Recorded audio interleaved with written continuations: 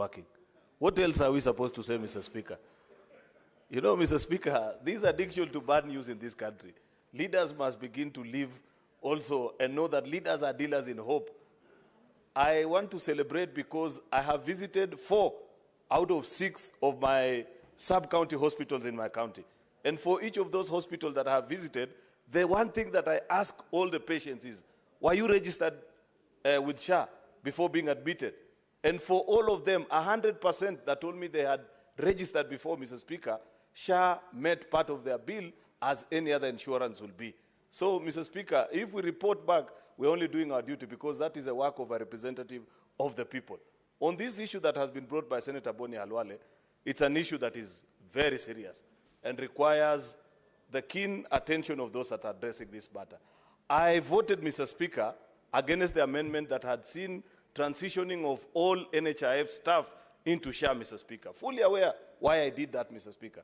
Because I know for a fact, Mr. Speaker, that 95 or even 99% of former NHIF staff are diligent Kenyans, Mr. Speaker, who went about their duties very well. They worked and served this country well. Those needs to be considered. But I am fully aware, Mr. Speaker, that in NHIF we had staff, Mr. Speaker, that were approving the amputation of a human being 4 to 6 times, yet we know a human being has only 2 legs, Mr. Speaker. You want us to take those ones to share as well? There must be a vetting process. And I want to believe, Mr. Speaker, that that process needs to be done in a way that no Kenyan ends up suffering unfairly, Mr. Speaker. And for that reason, Mr. Speaker, I hope that our health committee, Mr. Speaker, when they consider this particular matter, Mr. Speaker, will guide. What is your point of order, Senator Boni? Mr. Speaker, 105, you heard the senator of Kericho accuse employees of NHIF for approving claims for people who have been amputated 5 times. Is it in order to mislead the country when it is a fact that even one limb, you can amputate it, Mr. Speaker, 10 times? Yes, because, for example, Mr. Speaker, this is important. People should not call Kenyans thieves when they don't have facts. A doctor who is treating a patient with diabetes, the limb starts rotting. When the toes are rotten, you cut. When the hand goes, you cut. When the arm goes, you cut. When the limb goes, you cut. So why are we teaching people to think that there is no person who is clean? These clerks of NHIF who are now want to be punished, I'm afraid some powerful people in government want to employ their relatives, Senator Boni, people from their communities. Senator Boni, your point of order is not sustained. Majority Leader, proceed. The problem, Senator Halwale, was on his phone when I was making my point. That's why he completely misunderstood what I mentioned, Mr. Speaker. The point that I was pursuing is a point of fictitious claims. Unless you want to mislead this House, Senator Boni, that NHIF did not have challenges of fictitious claims. That is in the open. Read, Mr. Speaker, from the reports of the Auditor General on operations in that institution. And we have said, for your benefit, Senator Boni Halwale, that I am completely clear in my mind that 95 to even 99% of the employees that work in that institution are diligent Kenyans. I have said there must be a vetting process to establish that if there's an employee who was found, Mr. Speaker, to be involved in the business of handling fictitious claim and brought down NHIF, then we need not transition such employees into SHA. That was a simple point, Boni. I don't know why you would want to take issue with such proposition. Unless, Mr. Speaker, Senator Boni has joined Sifuna's band, whose duty, Mr. Speaker, is to get excited and say there is absolutely nothing right in anything that I say. Senator Majority Leader. Senator Majority Leader, that is uncalled for. That is uncalled for, and I'll ask you to withdraw it. It's uncalled for. I said Senator Sifuna's band, which never agrees with anything that I say. Surely, Mr. Speaker, unless Senator Sifuna wants to rise and say he agrees with the things I say. Senator Majority Leader, just withdraw that. Okay, Mr. Speaker, for the record of the House, I withdraw that comment, Mr. Speaker. Senator, no, offended by what? Senator Mungatana. Thank you very much, Mr. Speaker. Mr. Speaker, I rise to make a comment on the SHA statement before this House. Mr. Speaker, on this question of employment, a number of people from Tana River County have come to see me, and others have talked to me on phone, and it is the same issue, Mr. Speaker. There is a lot of worry about whether they will retain their employment positions. And Mr. Speaker, there is a case for equity. Because, you know, Mr. Speaker, the NHIF, we were very few employees from Tana River County. Now, again, they are feeling threatened that they might lose positions from NHIF in this new social health authority. So, Mr. Speaker, I am requesting the Committee on Health, when they are looking at this matter, they also look at the question of equity. Mr. Speaker, equity in this country has not been operationalized in many occasions. You find some people who have dominated the employment opportunities, not just in SHA, but in other places, feeling so entitled, Mr. Speaker, that even when equity is being done, they claim it is against them. That sense of entitlement that has hit, Mr. Speaker, must be controlled. So as they look at the question of employment in SHA, let them be fair to all counties, Mr. Speaker, including Tana River County. I thank you, Mr. Speaker. Before I allow the clerk to call the next order, we had deferred order number 5 in respect to the Chairperson Standing Committee on Finance and Budget tabling of a paper, and thereafter proceeding to give notice on the same.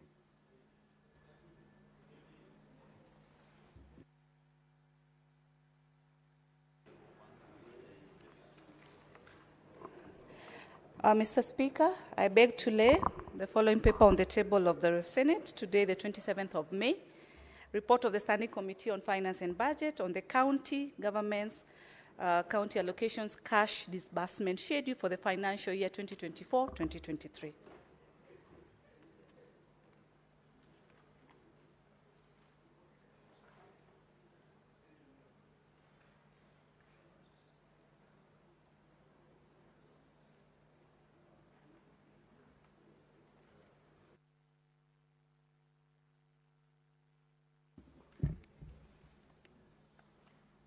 Now, the Chairperson, Standing Committee on Finance and Budget, you may proceed to give notice on the same.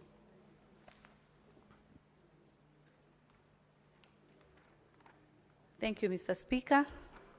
The report of the Standing Committee of Finance and Budget on the county government's additional allocation cash disbursement schedule for financial year 2024-2023. Mr. Speaker, I beg to give notice 2024-2025. Thank you. I'm happy when I notice that my Senator Nairobi is always very keen. I beg to give notice of the following motion, that the Senate adopts the report of the Standing Committee on Finance and Budget on the county government's additional allocation cash disbursement schedule for the financial year 2024-2025, laid on the table of the Senate today, the 27th of May, 2025, and that pursuant to Section 17(7) of the Public Finance Management Act, the Senate approves the county government's additional allocation cash disbursement schedule for financial year 2024-2025. Next order, clerk.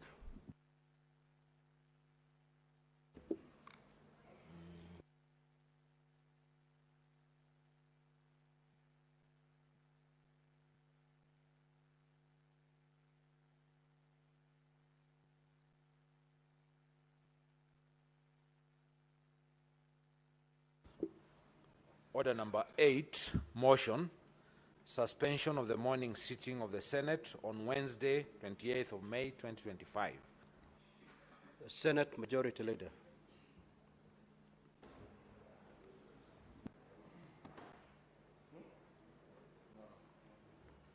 Mr. Speaker, I rise to move the following motion, that notwithstanding the resolutions of the Senate made on the 19th of February 2025, pursuant to Standing Order number 32 on the approval of the Senate calendar regular sessions for the fourth session 2025, and further notwithstanding the provisions of Standing Order number 34, the Senate resolves to suspend its morning sitting on Wednesday, the 28th of May 2025. Mr. Speaker, this is a fairly straightforward matter. We have the breakfast, national prayer breakfast that's organized by Parliament this yearly occasion tomorrow morning, and therefore this is to pave way for that event tomorrow morning. Therefore, Mr. Speaker, I want to request the House to agree that we reschedule our events for tomorrow morning to another date until we sit again at 2:30 in the afternoon. Mr. Speaker, I want to request the Senate Minority Whip, Senator Ledama Olekina, to second.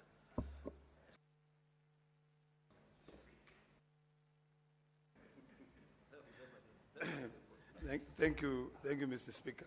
Mr. Speaker, if the majority leader had not yet pointed at me, maybe I would have had a different opinion. But I do rise to second. I think it is imperative that everything we do, we seek guidance from the High Almighty.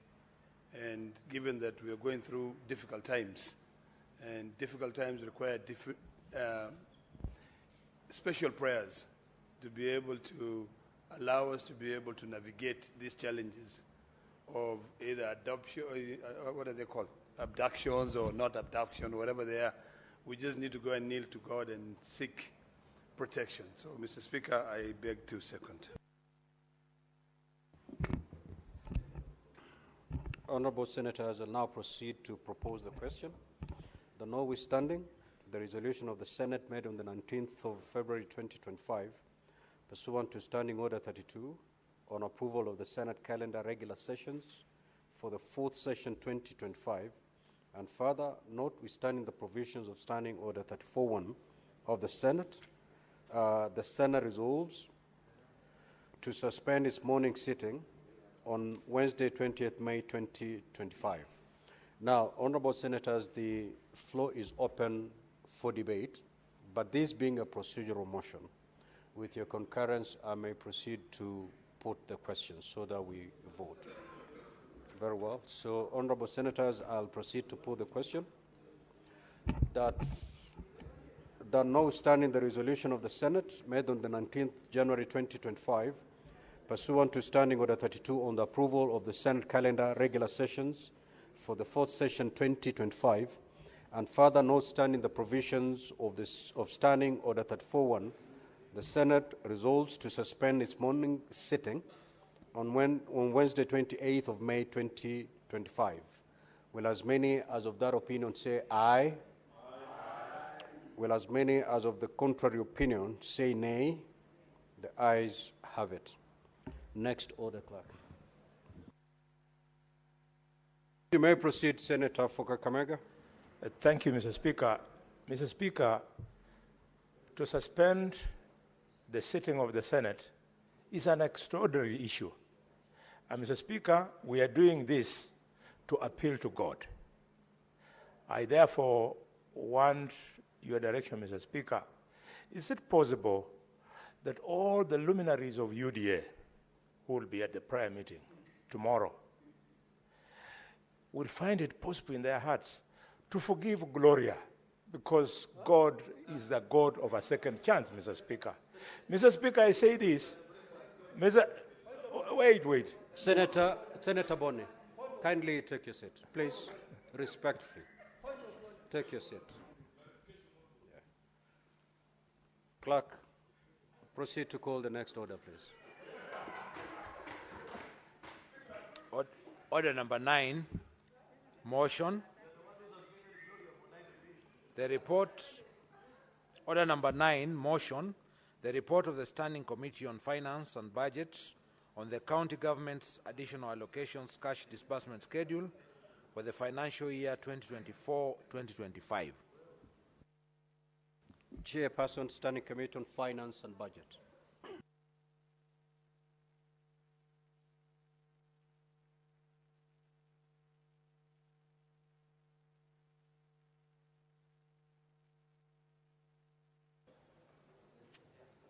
many? 1, 2, 3.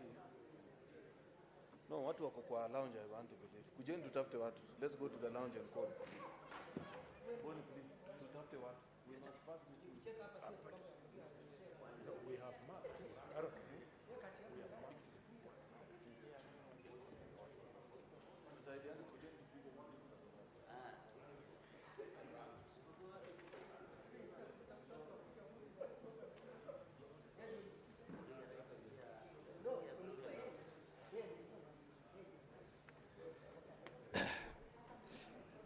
Thank you very much, Mr. Speaker.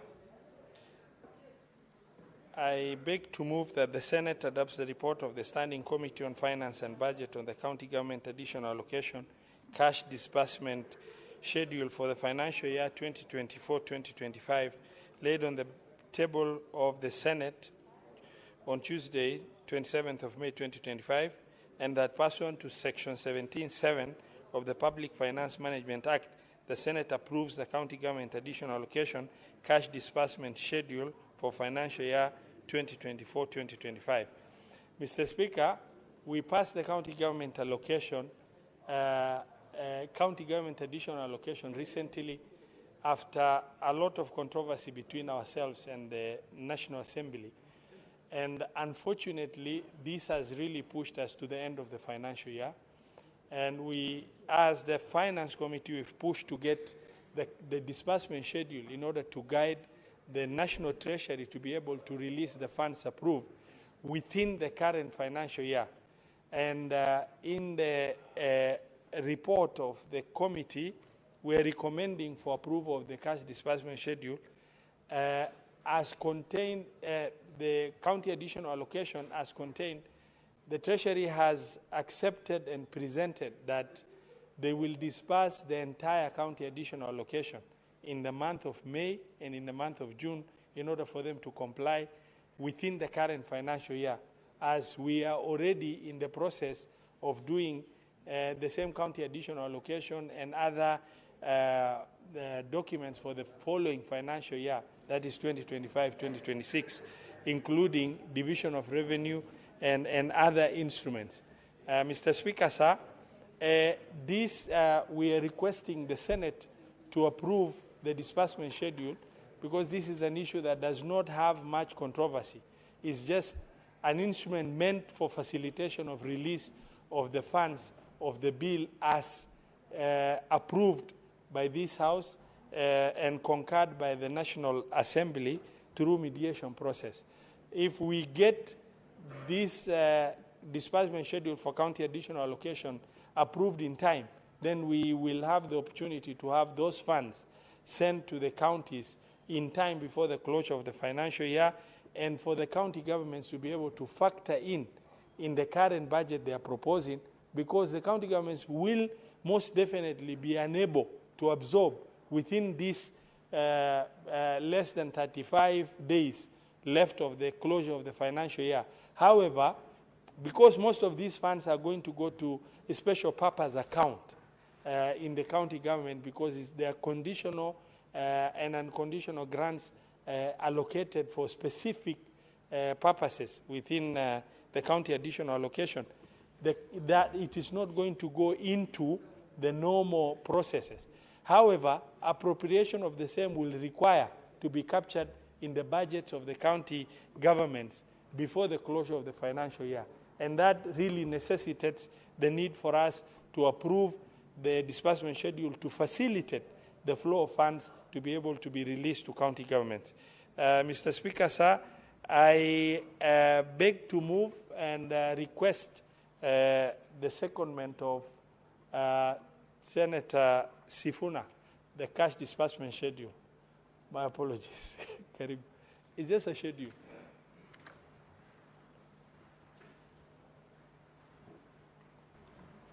Honorable Speaker, I rise to second. But of course, I was expecting that the chair of the Finance Committee would say a few words about the fact that from the first day that we came to this House, we have passed a disbursement schedule every financial year. National Treasury has never complied with any of the disbursement schedules that we have passed. So I don't know, Honorable Speaker, what confidence the chair has that this ritual that we engage in every year has any meaning at all. If you speak to the county governors, Honorable Speaker, they will tell you they have been receiving the disbursement of the shareable revenue for February in May. Honorable Speaker, why do we engage in this ritual? I am hoping that the people who have been here before or longer can explain to us, really, do we need to do this? And the Chair of Finance has rightly noted, if you look at the time that is remaining in the financial year, then you disburse in 2 tranches. And I am sure, I highly suspect that it will not even be done as he has proposed.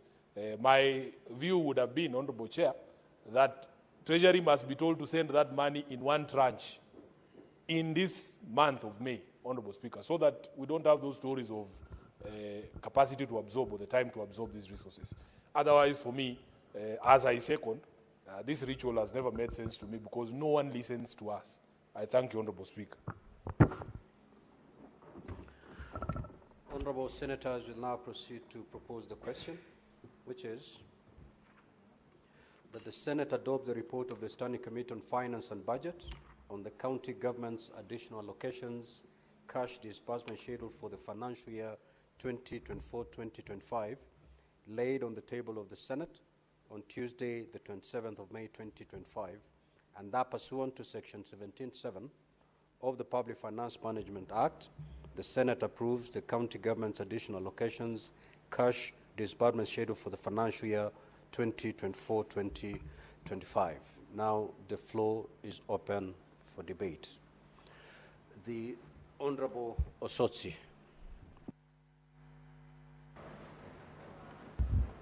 Thank you, Mr. Speaker. Mr. Speaker, I think I want to echo the statement by Senator Sifuna that this disbursement schedule that we pass for equitable share and also additional allocation has become a ritual, and that no one takes it seriously, especially at the Treasury.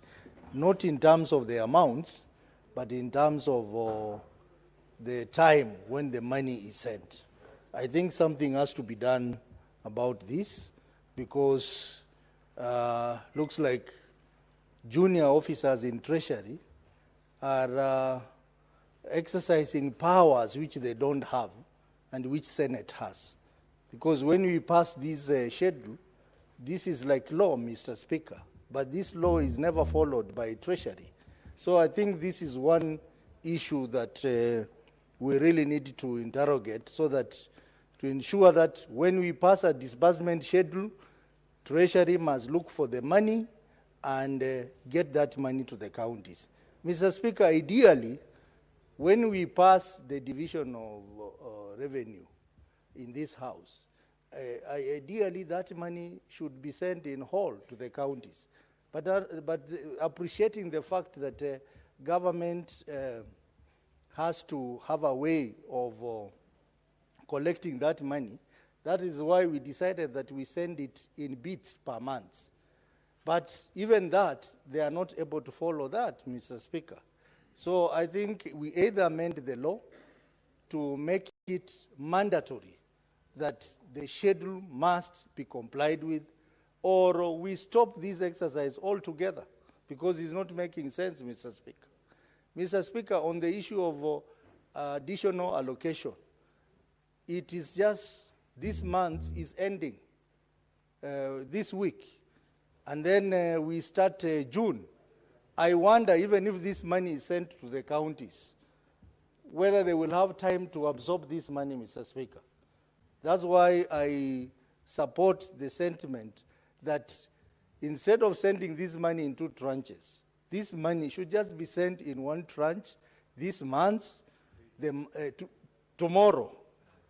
This money should be sent tomorrow so that at least counties have a month to absorb this money. Otherwise, Mr. Speaker, we will be just creating an opportunity for this money to be plundered or this money to be taken back because it has not been spent. Otherwise, I support the motion, but with that additions that maybe the committee should insist that this money should be sent in 1 tranche at a go. Thank you, Mr. Speaker. Senator Mandago. Thank you very much, Honorable Speaker. Honorable Speaker, I support the sending of the money to counties for this conditional allocation. However, Honorable Speaker, I want to agree with Senator Otsosi that I think it is time we amend the law to make it compulsory for National Treasury to send the money to counties as has been allocated as per the schedule, Honorable Speaker. Honorable Speaker, we may also want to amend the PFM Act so that we separate the National Treasury from the business of managing finances of the national government, Honorable Speaker, because there's confusion in Treasury that treasuries seem to behave that they are a treasury of national government and county governments have to go there and beg. The Treasury is supposed to serve the two levels of government in an equal measure. Honorable Speaker, it is saddening to note that sometimes salaries for workers in county governments delay, but the salaries in national government agencies and the public service do get their salaries on time because the disbursement schedule is not being followed by Treasury, Honorable Speaker. And therefore, as we support the passage of this schedule, Honorable Speaker, we are concerned that National Treasury have continuously failed to honor the schedule that this House has developed, Honorable Speaker.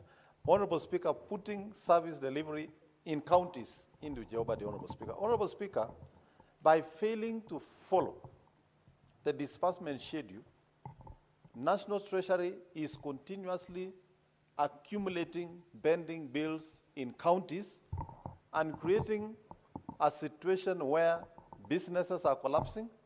And Honorable Speaker, one of the reasons or the purpose of government is actually to create employment. If we continue creating pending bills, we are destroying businesses that are actually employers of other Kenyans. Not all Kenyans will be employed by the government. Not all Kenyans will work in public service. There are Kenyans who are being employed by Kenyans who are entrepreneurs, who are running business, and therefore, when National Treasury delay or fail to follow that disbursement schedule, they are actually not only creating a problem for county governments, but they are also generally creating a problem in the economy, Honorable Speaker. And I therefore suggest, Honorable Speaker, to my friend and colleague, the Senator for Mandera and the Chair of Finance and Budget, that they, as a committee, they consider bringing amendments to PFM Act so that we can streamline this process and ensure that funds go to county on a timely manner, Honorable Speaker. I support. Senator Jonyut.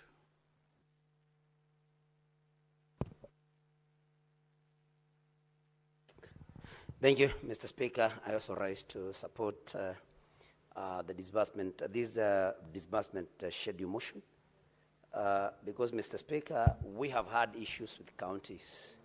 And every time we have an opportunity to meet governors or people who work for county governments in our counties, Mr. Speaker, sometimes they take us to task. And because, Mr. Speaker, we always tell people in our counties that we are the people that pass the division of revenue bill and therefore affording our counties cash resources which they spend, Mr. Speaker. But then sometimes these disbursement of funds take months, Mr. Speaker, and therefore service delivery is affected in a negative way. Mr. Speaker, as we support this motion, it's also important that we emphasize that the Treasury follows strictly the disbursement schedule that we are going to pass, Mr. Speaker, so that our counties can also be able to plan. Honorable Speaker, when you do not know when funds will be availed to you, it is very hard for you to plan. And for counties to offer services, Mr. Speaker, they have to do proper planning in good time. And it's only through following of this particular disbursement schedule that we are going to pass through this motion, Mr. Speaker, that counties can be able to plan and deliver services to our people. We have had very many problems also with the delayed salaries for those that work for the county government. And sometimes counties are forced to to borrow money from banks, which of course attracts interest, and to pay county government employees. And when then counties borrow money on interest and they pay interest on the same, then it means that the counties which have very limited resources, they continue wasting funds on interest that would have gone to better use and to offer services to our people, Mr. Speaker. And so the Treasury should and must follow strictly this disbursement schedule and disburse money at the right time as per the schedule, in order for counties to be able to continue offering services in the right way, and so that we can also be able to oversight. Because if we know that counties have received funds in time, then we will be able to ask those very important questions as to why services have not been delivered, or as to why there are delays in delivery of the same. And so, Mr. Speaker, I support this motion that we pass this, that disbursement schedule be approved, so that, Mr. Speaker, we can continue doing the service that we are supposed to do to our counties. Thank you, Mr. Speaker. I support. The Senate Majority Leader.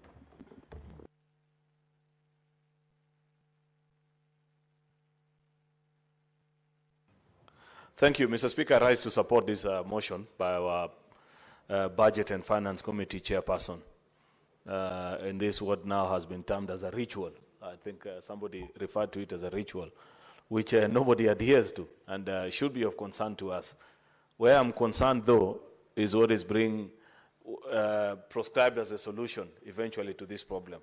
Mr. Speaker, I have listened to colleagues try to figure out what exactly can we do to ensure that the National Treasury complies with this cash disbursement schedule that we pass. It's important to bring to the attention of colleagues that while we do this ritual every year, Mr. Speaker, there is no record that for the last I don't know how many years in the existence of devolution, that there has been compliance with the schedule to the exact date and time, Mr. Speaker. In fact, much as people may not agree to it, this is the closest we've ever come to a disbursement schedule, because I know many counties now are either catching up with March or April, Mr. Speaker. We have had instances in the past, Mr. Speaker, where we have gotten to June and counties haven't received their December disbursements. I know, Mr. Speaker, you know this for a fact. You have served as a county governor. And this problem doesn't seem to be going away anytime soon.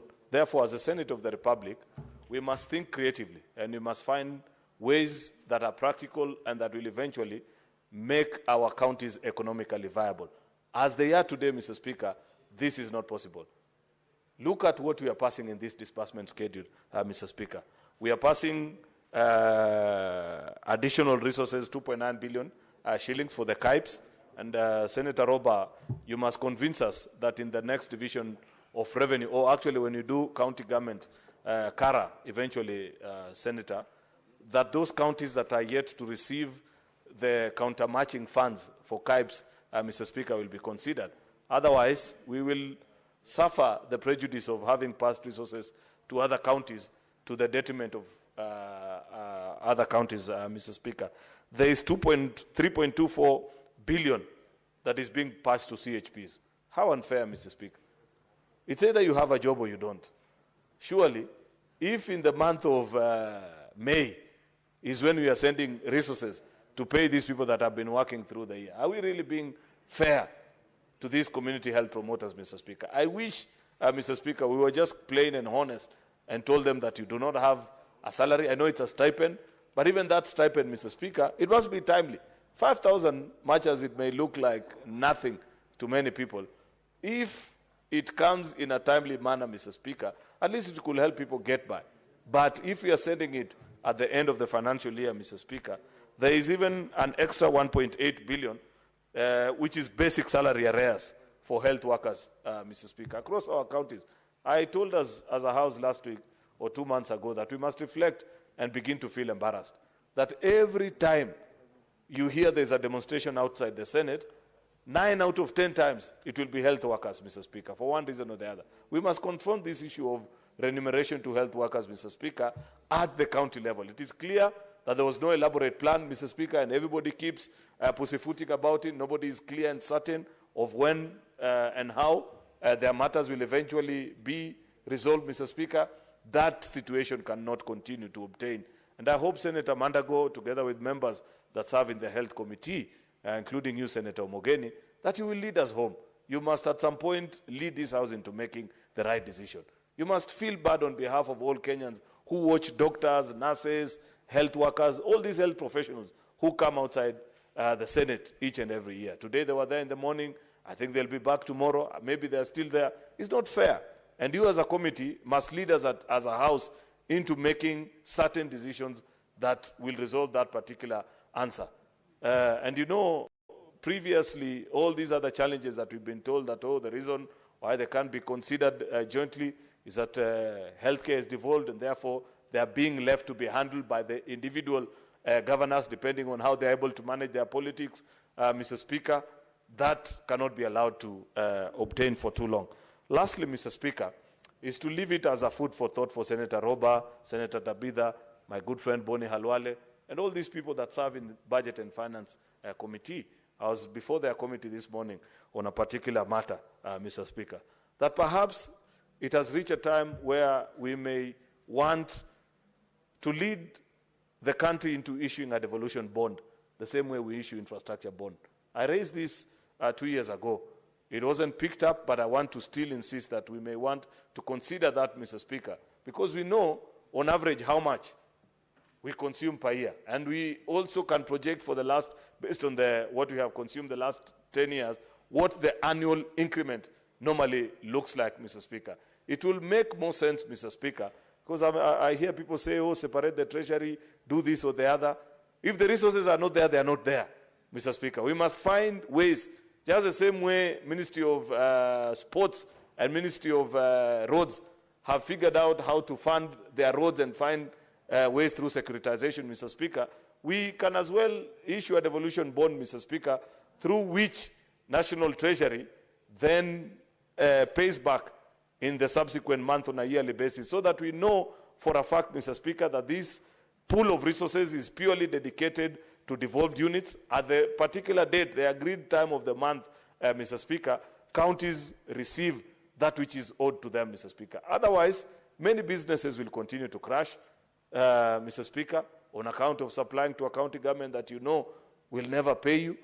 People will go without salaries. Counties will be forced to borrow, Mr. Speaker, to pay and meet even day-to-day subsistence obligations, Mr. Speaker, therefore incurring additional cost. So I want to plead with this Budget and Finance Committee that lead us into a better solution other than this one of having to wait for exchequer releases, that you have to wait for resources, Mr. Speaker, to be collected.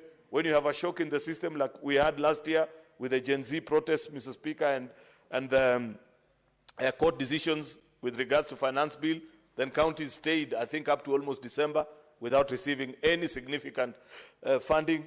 That cannot be the way and the basis upon which you run a county government. Something must give, and I believe as a House, it is not beyond us to think what will be a better solution than the current system. At least we are all in agreement that this current system doesn't work in the way that it was envisioned. With those main remarks, Mr. Speaker, I beg to support and hope that, Mr. Speaker, we can be able to conclude on this matter as well as many other business that are before us. At least I'm happy that there are many members that are back in the House now as opposed to earlier in the day. I hope the whips, Mr. Speaker, as we speak, are whipping so that we conclude on this today. I thank you. Senator Wambua.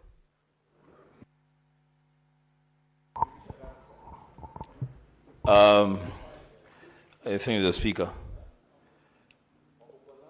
Mr. Speaker, I hear the majority side is weeping from the comfort of their chairs. Mr. Speaker, I rise in support of the disbursement schedule. And I want to make a few comments on it, Mr. Speaker. One, Looking at the first schedule, I associate myself fully with the comments by the majority leader. That surely, the Speaker, this is May, actually end of May, the time that we are now trying to approve this schedule for certain cadres of public servants in our counties to begin to receive their pay, and they have already worked for this number of months. Mr. Speaker, something must happen. A decision, Mr. Speaker, has got to be made. And I think this Senate, Mr. Speaker, has a role to play in making that firm decision, led, of course, by our majority leader. Mr. Speaker, this issue of CHPs, it's becoming a national nuisance, really. Mr. Speaker, we cannot live in a country where people who are offered a service, contracted to offer a service, then must also take to the streets for them to be paid for the services for which they have been hired and contracted.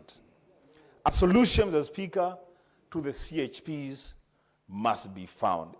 We must not sit pretty in the Senate, knowing as it were, Mr. Speaker, that health is a devolved function. I think, Mr. Speaker, I would want to challenge the Senate Committee on Health, led by Senator Madago. Mr. Speaker, I know they have tried to do what they have tried to do, but I want to challenge them to now draw the line in the sand and say enough is enough. We cannot have these demonstrations outside Parliament, in the streets of Nairobi, every day, every week, for people just demanding the same thing, and it is their right to be paid this money, Mr. Speaker. Something really must happen so that we get done with this matter. Mr. Speaker, on the issue of, under the same schedule, the first schedule, on the issue of CAIBs. Mr. Speaker, for whatever reason, whatever wisdom was used to phase out the allocation of the national government share to county governments to construct the industrial parks, there were two phases that I know of. There was phase 1 and then there is phase 2. My county, Kitui, Mr. Speaker, did not make the list for the first phase. But, Mr. Speaker, because of a desire to create jobs and push forward the manufacturing agenda in our county, the county executive of Kitui approached the county assembly of Kitui, and they approved the share of the county government of 250 million Kenya shillings for the construction of CAIB at a place called Kanyonyo, the Speaker, in Kitui Rural Constituency. The last time I checked, that construction had been done up to around 40%.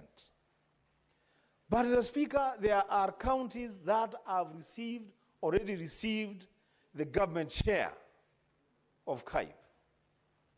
And they haven't even done 5% of those constructions. This is my appeal to the decision makers and policy makers in relation to CAIB, is that those counties that have demonstrated a willingness and even committed their funds for the construction of these CAIBs be fast-tracked and get their share of the government funding to complete their CAIBs. So, Speaker, when you look at the schedule for Kitui, it is blank all through. That the entirety of this financial year will not receive a cent from the government share. And yet we have committed our own resources for the construction of the CAIB at Kanyonyo. And as I said, this is a non-discriminatory expenditure where the county government of Kitui and all other county governments have no discretion. It's a decision that has been taken at the national level that they should be constructed, Mr. Speaker. The least that we can do is to match the amounts of money that counties have spent on these CAIBs to ensure completion and utilization of the facilities. Second, Mr. Speaker, the second schedule is on the issue of court fines. Speaker, I don't know whether this interpretation is right, and Senator Robert will have to help me with this. I don't know whether there's a correlation between the level of crime in a county and the amount of money that is allocated to these counties as part of the share from court fines. And if there is a correlation, Mr. Speaker, then I must thank the people of Kitui profusely, Mr. Speaker.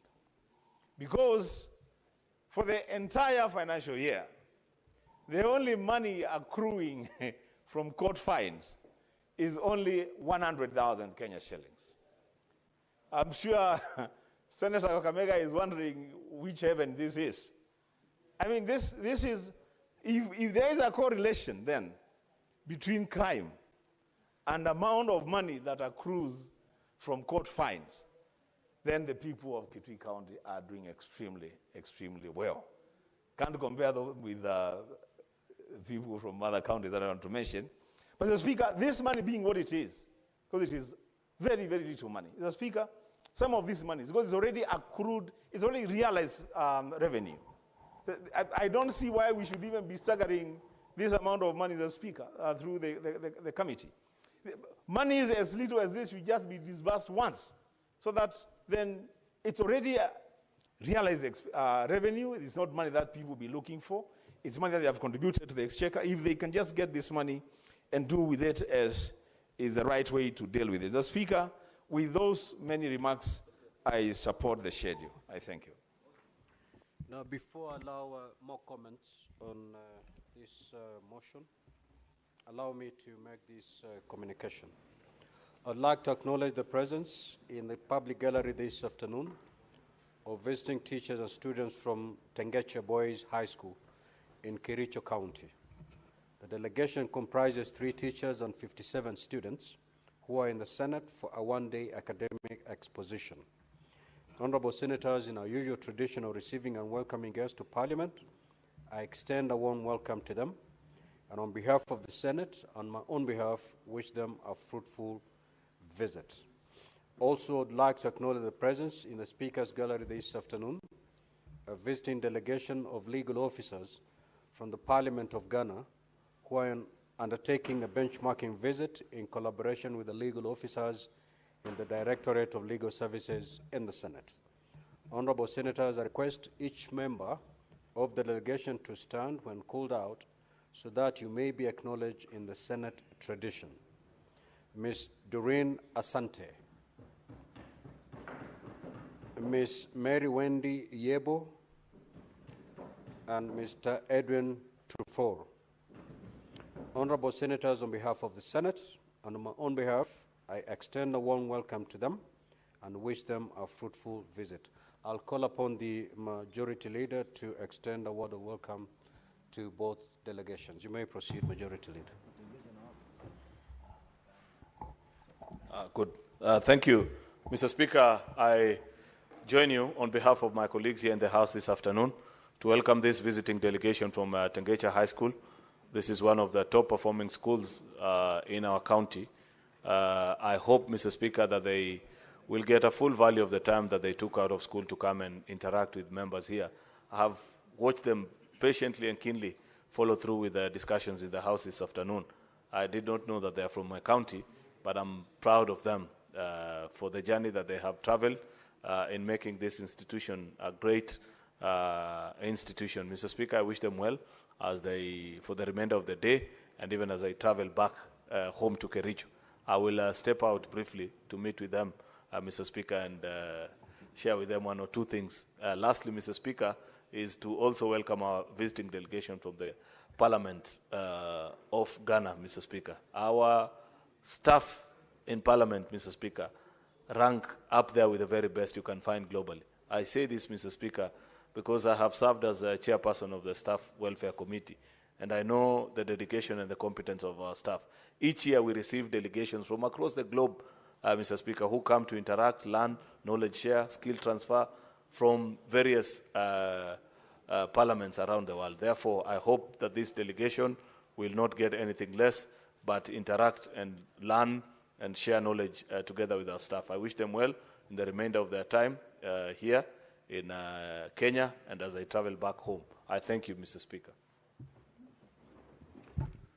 Senator Mungatana, we proceed with the debate.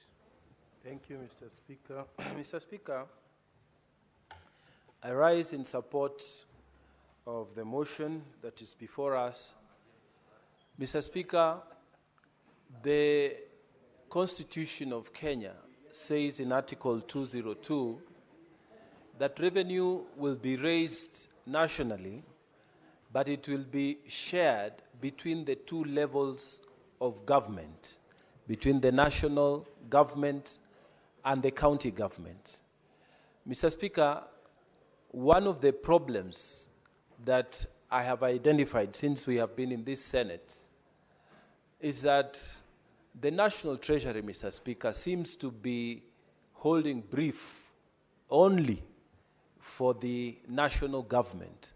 And it does not, in many ways, consider county government as part and parcel of it. Mr. Speaker, it is time that we consider seriously how we can pass legislation within the Senate in our capacity as the protectors of the counties so that we can create a separate treasury or a division within the treasury that specifically serves the county governments. Mr. Speaker, the problem with this schedule is that when it comes to exchequer releases, when it comes to disbursements to our counties, the National Treasury tends to lump the responsibility of disbursement to the counties with all the other responsibilities within the nation. And then the responsibility to disburse timeously to the counties, it is relegated to the back so that, Mr. Speaker, they will disburse money favoring the national government and they will disburse money disfavoring the county governments.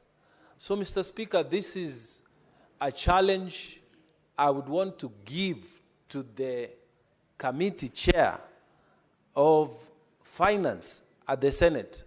Mr. Speaker, time has come for us to sincerely look at how we can use Article 202, that revenues are raised nationally and shared equitably between the national and county governments. Develop some law within that will create a department within the Treasury that is dedicated to county governments. So if monies are being raised by the Kenya revenue authorities, they should be equitably divided so that there are two sets of consolidated accounts. One set for the national government and one set for the county government. So that when we say there are delays in exchequer releases, then it will be specific that the Treasury from the county government is not releasing the funds in good time. Mr. Speaker, if this is not done, then like other colleagues have said here in the past, and even in this debate, that it will become a ritual, that we shall pass a schedule, and then this schedule is not respected because the national government operates as if the Treasury only belongs to the to servicing the national government and not servicing the county government. So, Mr. Speaker, I think this is one point that we need to look at and see whether going forward we could even have a clear constitutional amendment that creates a treasury dedicated only to county governments, so that we have the treasury that will serve county governments and the treasury that will serve national governments. If this is done and done in a very technical and nice way, then, Mr. Speaker, we will not have even to debate schedules, because the funds will be disbursed at the correct time within the time that we pass. Once the Senate has approved, then it is processed from the treasury that is dedicated to serving the county governments. So, Mr. Speaker, I support and I pray that the Constitution will be followed in this manner. I support. Thank you. Senator Thangwa Karungo.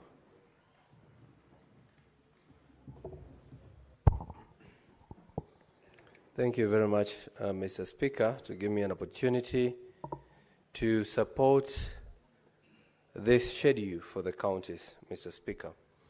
Mr. Speaker, I've noted, and Senator Wambua has also mentioned, on the issue of disbursement of unconditional additional allocation from court fines. And from the schedule, Mr. Speaker, 116 million is going to only 10 counties. And these are the court fines, to my understanding, is the fines that people from these counties have been fined by courts, probably for breaking the county laws within that particular counties. Kiambu is receiving about 10 million from these county fines. Nairobi, which is getting the bigger chunk of the money, is receiving 70 million, 740,842 shillings, Mr. Speaker. Mr. Speaker, as much as we would take this as an allocation, I think the Senate should also look into this issue and find out why some of these counties are breaking the law, or why some of these counties are getting these chunks of amounts, while others, like Kakamega, Mr. Speaker, which is equally the same with the county, with Kiambu County, 12 wards, 12 constituencies, 60 wards, and the budget is almost similar. Yet a county like Kakamega, they are receiving zero. That means probably in that county, they never broke the law. So I think we should take it as a case study, Mr. Speaker, to get to understand why it is the way it is, Mr. Speaker. Mr. Speaker, as we pass this allocation, Mr. Speaker, we also need to request COB and the executive to be releasing this amount of monies in time. In the morning, Mr. Speaker, we were sitting at the Committee of Devolution, of the Senate Devolution, at the Senate, and we had members of the County Assembly from Machakos County and their Speaker, Mr. Speaker. And we were told the members of the County Assembly of Machakos and their staff have not been paid for the last 3 months, Mr. Speaker. And I believe it's not only Machakos County. Even some other counties are not receiving their money on time. So we should ask the executive, Mr. Speaker, to make sure they disburse these amounts on time so that they can give money where it's due, Mr. Speaker. And, Mr. Speaker, the reason why maybe probably the trust and confidence of this government might not be in tandem with what everyone is thinking, Mr. Speaker, is because counties do not have money, Mr. Speaker. Counties have not been, the monies have not been disbursed. Yet we see the government, through some programs that have not been budgeted for, in the name of Economic Forum, Mr. Speaker, going to every county, giving handouts to people, Mr. Speaker. Somebody might ask, why are these programs happening that are not budgeted for, they are not within any law, no motion was passed on it, yet the monies that the Senate has allocated and approved is not being disbursed to the counties, Mr. Speaker. I think this is an issue that we need to look into. And if we are to summon whoever, Mr. Speaker, is not disbursing these monies to the counties so that they can explain, it should not be, normal for the Senate just to pass this kind of laws, the allocations, the disbursement schedules, but then the executive is not doing its part. And we just keep quiet and we look at it that way, Mr. Speaker. So I urge the executive to make sure that they give the monies. And if, Mr. Speaker, they don't have money, then why is it that when they say they don't have money or they have not collected enough, why is it that the only counties are suffering? The office of the president has all this budget. The office of the deputy president has all the money, to an extent that we are now dishing it out to anyone who asks for it, Mr. Speaker. So I think, as I support this, this is an issue that we need to look into, Mr. Speaker. Thank you. Senator Olekina Ledama.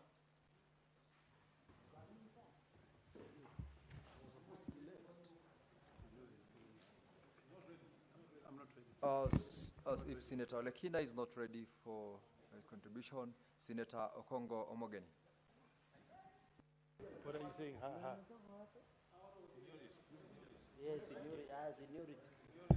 Thank you, Mr. Speaker, for giving me the opportunity to also make my comments. Mr. Speaker, first I want to appreciate the good work being done by our Chair, Finance, Senator for Mandera, Ali Roba, and I wish to make a few comments, Mr. Speaker. First, for some of us who come from counties that were privileged to get the county aggregated industrial parks, we are happy that we are sending money to our counties that will jumpstart the construction of these county aggregated industrial parks. But, Mr. Speaker, this dream will never be realized unless we have fiscal responsibility from our counties. Because I've had the privilege of going around as a member of a committee. And you will find, Mr. Speaker, that there are counties that have made very good progress in construction of these industrial parks, while some are lagging behind. And, you know, Mr. Speaker, there is no explanation other than attributing it to the effective management of our counties. Especially for my county, I'm happy to tell my people of Nyamira that we are now sending 52 million shillings to Nyamira. And I hope that the construction that is ongoing at Sironga will now pick up at a better pace than what we have seen before. Because we want these parks to be finalized and people start utilizing them so that we can see transformation. Otherwise, if we have them on paper, we are talking about county aggregated industrial parks, but we are seeing nothing, that adds no value to our people, Mr. Speaker. So I hope that our counties are going to make good use of the money that is being sent to our counties so that we can see progress, good progress, in the construction of these industrial parks. Curse be you, if you are a governor who receives money that is meant to transform our lives, and you divert it to your pocket. And I'm asking also, Mr. Speaker, the watchdog bodies like ESCC and DCI to be on the watch out. Because, Mr. Speaker, what happens is the moment this money hits some of our counties, those who have a very good appetite for public money will start announcing that money has come and it gets diverted. Second, Mr. Speaker, on this idea of community health promoters, I fully associate myself with the sentiments that have been made by colleague senators who have spoken before me. Let us not dehumanize people who are trying to assist the sickly in our society. There are people who have told me, Mr. Speaker, that they have not been paid their paltry $2,500 for the last 6 months. I mean, how unfair can we be? As senators and other state officers, we receive our salaries timely, every month. If you are in arrears, it will not be, it can't exceed five days, Senator Kalwale. But from my county of Kakamega, from my county of Nyamira, I don't know about Kakamega. You have community health promoters who wait for their arrears for 5-6 months. We are being very unfair. And I'm told this is happening in all counties, not just in Nyamira. This is something that we can never be proud of. And I'm hoping that we can find a solution, even if it's taking us to a classroom and we brainstorm and get a solution. We are not being fair to these Kenyans who have put their lives on the line to serve the sick, the needy in society. Their contribution does not deserve the mistreatment they are getting. They should be getting their stipend monthly. And you know, when we were passing this law, I remember last time we said, this idea of making people to be cashiers, we should even have them absorbed on contractual basis so that they can earn a salary every month. Otherwise, if you are not appreciating their service, why keep them? Because if you are appreciating the service you are getting from these community health promoters, Mr. Speaker, we should be paying them monthly. We know them, we live with them in our villages, where we come from our counties. We really need to do better. Doctors, Galwale, it's now becoming a ritual. Every day, people who are supposed to be in our health centers, in our hospitals, are outside here picketing. On a simple matter of just absolving them to be permanent and pensioning. And you look at the statistics, Mr. Speaker, we don't have enough professionals in that field. They are not there. Every day, I mean, for how long will this continue? And we are the people's representative. That's why they come here every day. Ask yourself, why have they not gone to the bus stop to picket there? They come picketing here because they know that the people's representative can find a solution. These guys are from our counties. We cannot allow this to happen, Mr. Speaker. There is a time in the last parliament we summoned, when we had a problem in the security sector, we summoned the DCI here, we summoned the IG, you remember? They all came here. We need to summon everybody in the health sector, Mr. Speaker, so that they tell us once and for all, what do they want us to do so that we get a solution for these doctors, nurses, and the likes. We can't continue this way, Mr. Speaker. We must get a solution. And Mr. Speaker, in conclusion, I want to emphasize on fiscal responsibility. You know, Majority Leader, even if we, every month or every year, we sit here and disburse money to counties, unless we deal with the issue of money that ends up in people's pockets, we will never transform the lives of the people we represent, Mr. Speaker. As long as we are converting counties to be employment bureaus, we'll never, Mr. Speaker, transform the lives of the people we represent, Mr. Speaker. My neighbor, I heard you welcoming students from Tengecha. You should have emphasized that Senator Omogeni went to one of the best schools in Kericho, Kabianga High School. You should have mentioned that to them. Yeah, that I went to one of the best schools in Kericho that used to compete with the alliances of this world. So I really want to support Mr. Speaker, and I hope that our county, our chief executives at our counties will continue making good use of this money. We applaud those who have exercised fiscal responsibility. Order, Honorable Senators. Order, Senator Cherargei, Majority Leader. Order, Senator Eddy. Allow Senator Omogeni to conclude his submissions in peace. Yeah. So with those many remarks and under the coercion of my neighbor, Senator of Kericho, I beg to support, Mr. Speaker. Senator Mundigi. Asante Bwana Speaker.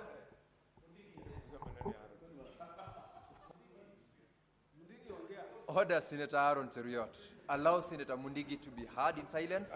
Asante Bwana Speaker kwa kunipa ruhusa kuchangia mjadala ambayo unaendelea mambo ya pesa. Naunga mkono, lakini ningetaka tuweze kusaidia counties kwa sababu siko na shinda juu ya hela, juu ya health promoters na mambo ya madaktari na mambo ya visile vitu zingine kama mambo ya manji. Kama nafurahia kwa sababu kama kwa hii mgao ya pesa Embu County inapata milioni 279. Mambo ya upande ya Ndaninda watapata milioni 400, na pia health promoters na pia madaktari yote nakuja hiyo pesa. Lakini ningeomba tuweze kufuatilia na kusaidia kwa sababu mara mingi county zinateseka kwa sababu kila kitu yote inaonekana kama magavana wafanyi kazi. Ningeomba wakati ule mwingine tukiongea mambo ya pesa, ningeomba mwenyekiti wa pesa katika Senate awe mara mingi tukipitisha au akiongea na Treasury ndio magavana wao wakipata pesa. Nikimalizia Bwana Speaker, naomba hata ile mgao ya pesa itakuja katika ile tunataka kuona kama counties zitapata pesa nyingi. Ningeomba kaunti zote siwe tukienda kupitisha kila kaunti ipate bilioni 6 ndio magavana waweze kusaidia counties juu ya devolution, juu ya department zile zingine. Kwa hiyo Bwana Spika, mimi naunga mkono, lakini mpaka Treasury iweze kuheshimu Senate na ndio Senate iweze kuheshimika katika maslahi. Kwa hivyo mimi kiwa Senator wa Embu County naunga mkono. Asante Bwana Spika. Thank you, Senator Olekina Ledama.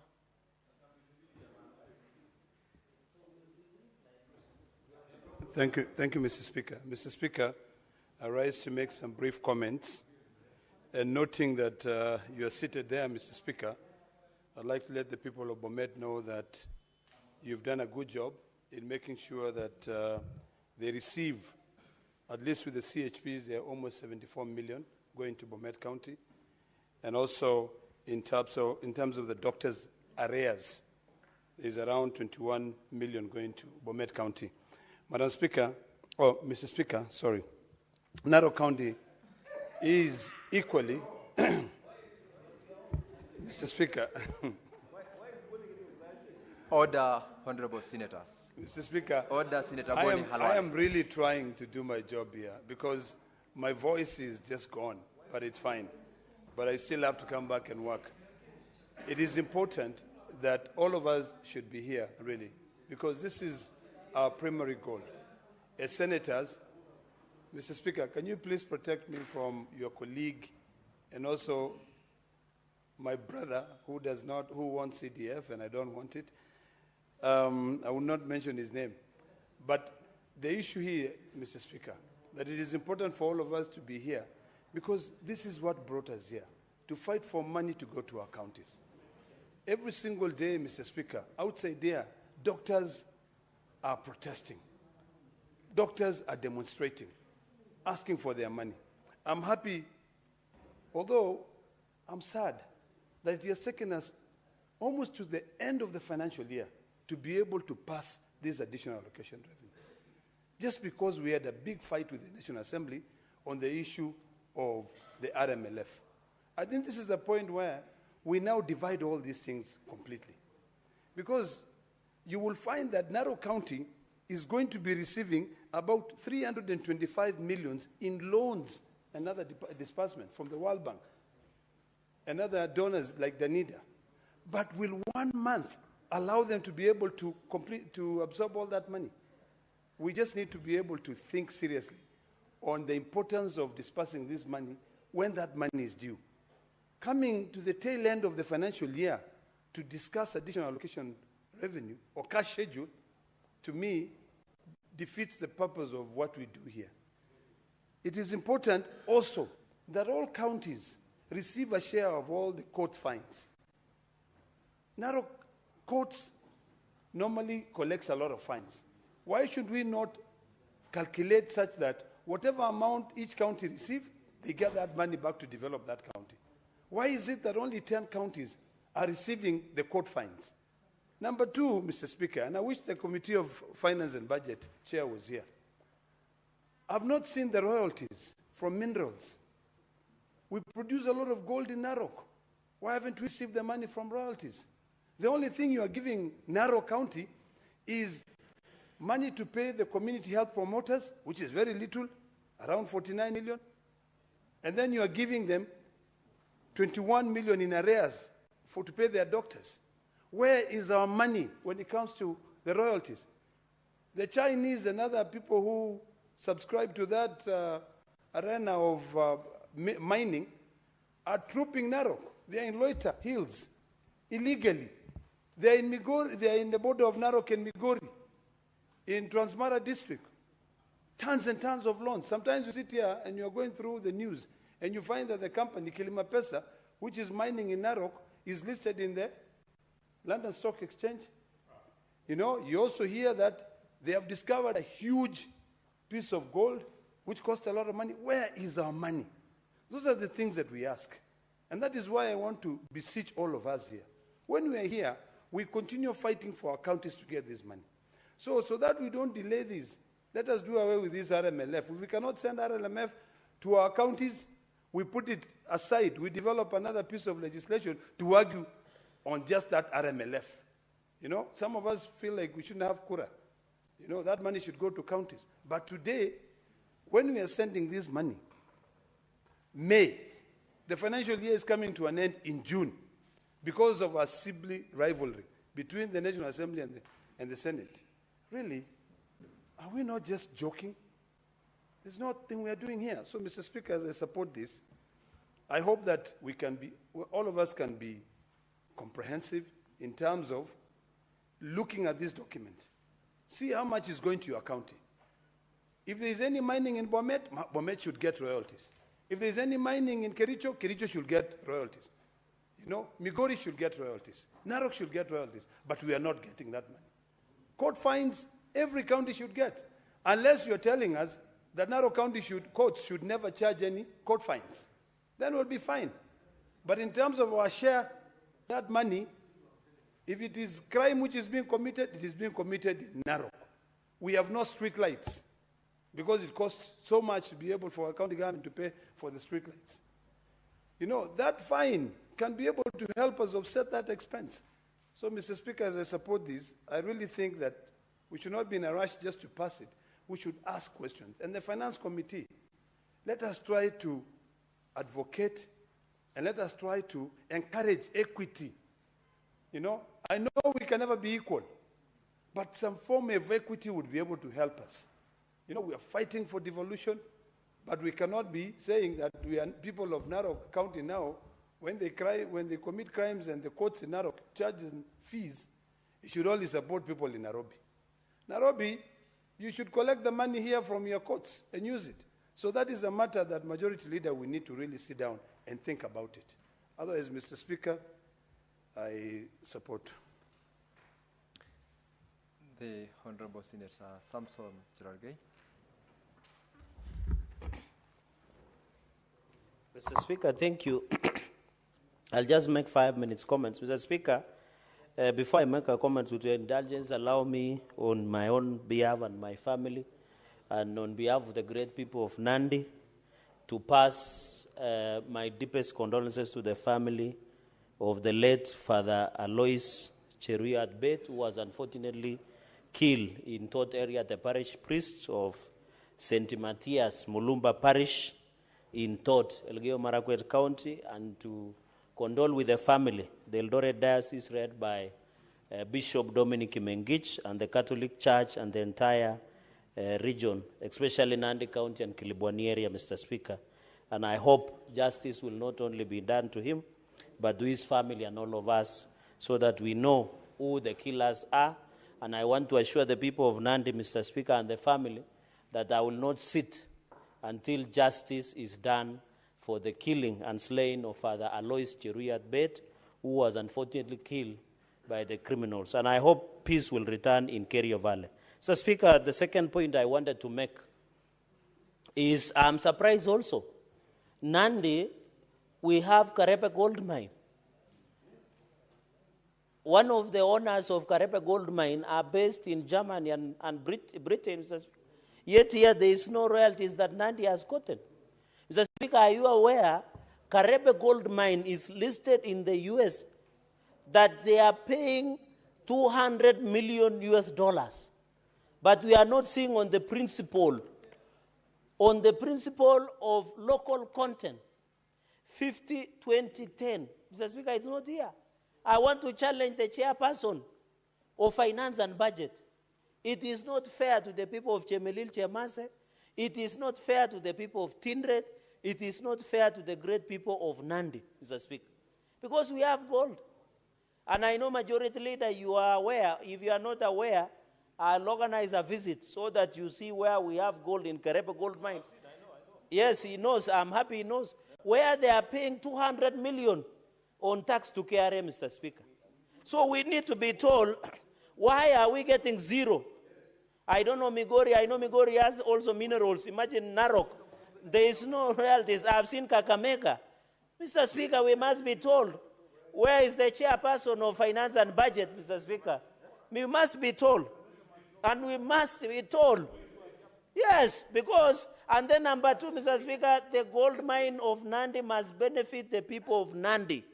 That's what we are saying. The people in Kilipesa and Narok must benefit the people of Narok. They must make the people of Kakamega, Migori. We must see, Mr. Speaker. Therefore, I want to challenge on these royalties, even Majority Leader and Speaker, as we pass now. Because I support this, we must look on the issue of mining royalties. Or we will move to other fora, Mr. Speaker, to pursue justice. Mr. Speaker, on the issue of court fines, why would you fine people in Kapsabet and give to Nairobi? We are not being fair, Mr. Speaker. Let the court fines that we get in Nandi be used in Nandi, in Nyamira. Let the people in Nairobi use their own court fines to do their own things, Mr. Speaker, because we cannot be getting zero, Mr. Speaker. Number 4, Mr. Speaker, please, for the first time, I can agree Sifuna to inform me. Senator Cherargei, the chair has not allowed Senator Sifuna to inform you. Now that you want to allow him to inform you, Senator Sifuna, proceed to inform Senator Cherargei. Honorable Speaker, I just wanted to inform the Senator of Nandi that the people of Nairobi do not get an allocation for court fines imposed in Nandi. If you look at the schedule here, every county has a specified figure for the amount that comes from the national government that is collected as court fines in the specific county. So please don't make it appear. Don't make it appear that we take money from courts outside Nairobi. The Nairobi allocation is for courts in Nairobi, and there's a unique situation in Nairobi where we agreed with the judiciary, Honorable Speaker, that the city courts here will be manned and managed by the county government of Nairobi, and that all the fines that are collected there should go back to the people of Nairobi. In fact, the problem is Senator Cherargei, I think it's the same people. Sifuna, I think the information is home. Yes, I just want to to conclude that, in fact, we in Nairobi feel that this figure, I think it was 87 million, was it? Is still very low, Honorable Speaker. If you put into perspective the number of times Nairobians are arrested and harassed and taken to court by the Nairobi City Council county askaris. So our figure should actually be higher, but honestly, Speaker, it is putting in perspective the population and also the situation in the city. I thank you, Honorable Speaker. Proceed to conclude, Conclude. Samson. In the interest, I believe Mr. Speaker, I think this is the first time Senator Sifuna is giving useful information to this House, and I'm proud of him, Mr. Speaker. Mr. Speaker, I'm appreciating you. I'm appreciating you. Mr. Speaker, that is why I'm saying this is it's useful. Senator Cherargei, you allowed Senator Sifuna to inform you. Yes, which I've said is useful information. You are actually almost being disorderly by making reference to the fact that it is the first time that is giving any useful information. It is appropriate that you acknowledge and... Let me, Mr. Speaker, with your indulgence, this is one of the rare occasions that I've gotten useful information from Senator Sifuna, and I hope he keeps at the good spirit, Mr. Speaker. Mr. Speaker, number 3, number 4, and final is on salary. I want to agree with my colleagues, Mr. Speaker, and I said before when you gave me a chance, why do you allow these UHC staff to demonstrate daily? Why don't Majority Leader and Minority Leader, you have led us even last week with consultation of former Prime Minister, Mr. Speaker. Why don't you call to order and Committee of the Whole, CS of Health and Ministry, COG, and stakeholders of UHC, you call through the powers, and we sit here, the whole House, and resolve this UHC. This is the legacy of so for the man, Mr. Speaker. I want to challenge the leadership of this House, led by Senator Sifuna, Senator Wambua, Senator Cheruyot. Please call a whole House, and we resolve this issue of UHC. Mr. Speaker, we are tired. We are tired, Mr. Speaker. What's your point of order, Majority Leader?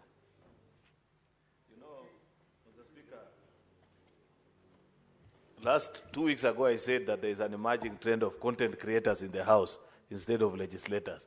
People, Mr. Speaker, who want to do things to the gallery, but they know very well that that is not where the solution lies. Senator Cherargei, I would have wished to help with this UHC challenge that we have. But you know for a fact that the solution lies in the National Assembly. All UHC staff are calling for is budgeting of their allocation for their salaries and consider absorption into counties, Mr. Speaker. Unfortunately, this is not the budget-making house, Mr. Speaker.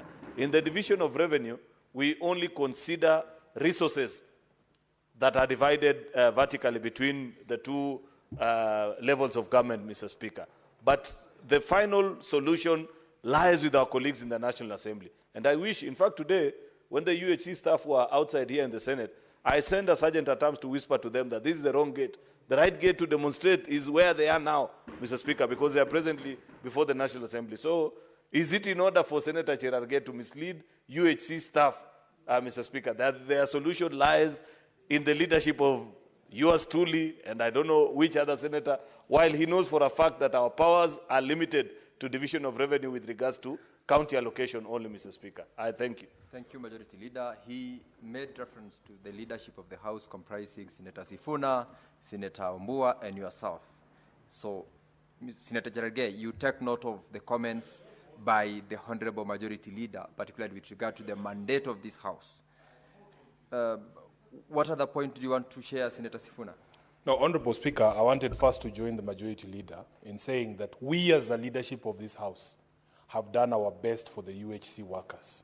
The stage at which we are right now, it's not about stories, it's not about petitions. They want money. Money to be allocated from the budget for their absorption on permanent and pensionable basis. Honorable Speaker, I must say, I was very offended that the person who's responsible for that, the chairperson of the Budget Committee, while at a church on Sunday in Nairobi, instead of telling the UHC workers how much money he has put in the budget, he attacks Sifuna for being the person championing the UHC staff workers. So as a House, the leadership here, we have done our best.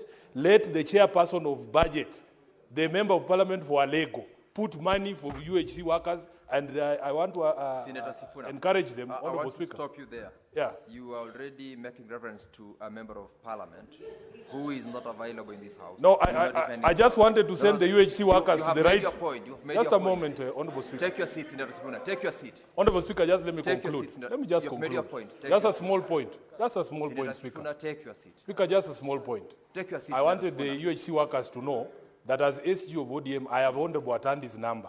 And I want them to be the ones, the messages they are sending to us in this House should be directed to Senator Honorable well. Atandi. That's all. That point is made. Thank That you, point Chair. is made. Senator Sifuna, take your seat. Senator Cherargei, conclude as you also Mr. Speaker. correct the position that Mr. you made as Speaker. regards the leadership of this House. Mr. Speaker, there is the principle of constitution. When you read the fourth schedule, Mr. Speaker, county health services is devolved. So I want to ask the majority leader to carry Constitution of Kenya 2010 closely and read Article 10 and Part 2 on the fourth schedule, Mr. Speaker. What I was saying, they should provide leadership because National Assembly has scarcity of leadership. That's what I was requesting. Was it too much to ask, Senator Sifuna? Yes, and in fact, Sifuna, you should call Atandi to order because he's your member of ODM and tell him to allocate this. That is what I was requesting, Mr. Speaker. I didn't request a lot. I know the chairperson of health, Senator Mandago. Mr. Speaker, we were discussing this issue of UHC. What I want to appeal to the majority, Senate majority leader, because he also has ears and eyes of who is who in this country, to whisper, Mr. Speaker, so that this UHC can be resolved once and for all. Is it too much to ask on behalf of UHC? It is not too much, Mr. Speaker. That is what I'm all requesting, Mr. Speaker. Mr. Speaker, finally, so on this issue of salaries, and therefore leadership of this House, including yourself, Speaker, let us come out, provide leadership. In fact, when I ask, Mr. Speaker, you can see the majority are whispering that Anas, the person who knows Anas is Senator Sifuna. He said in public that he has Anas by the name. I don't want to mention the name. Was it somebody? Mr. Speaker, and he said it on record in Migori in presence of Senator Kisheru, Eddie. And I don't know, maybe you'll ask him why. In fact, that is why Sifuna is my greatest supporter today. Because when you talk about anything around health, he remembers one nurse that changed his life. Mr. Speaker, Mr. Speaker, so the issue of salary that will come to Nandi is 176 million plus, Mr. Speaker. I want to challenge this will go to community health promoters, it will go to industrial park and health sector, Mr. Speaker. I expect this money to get value, and I agree with Majority Leader. He has said service is not about brick and mortar. My hospitals in Nandi are coming down, Mr. Speaker. When you go to Kapsabet County Referral Hospital, when you want to visit the most dirtiest hospital in Kenya, just go to Kapsabet County Referral Hospital, presided over by Sang maladministration, Mr. Speaker. So I want to challenge and call upon the chairperson of health, and I've challenged him central, to come to Nandi. When you come to Kapsengere, it's toll. You come to Kobujoy. Kobujoy is only, and you know the governor is your friend. God forbid if he gets an emergency medical condition. That project of Kobujoy Health Center is toll, and he has consumed 100 million, Mr. Speaker.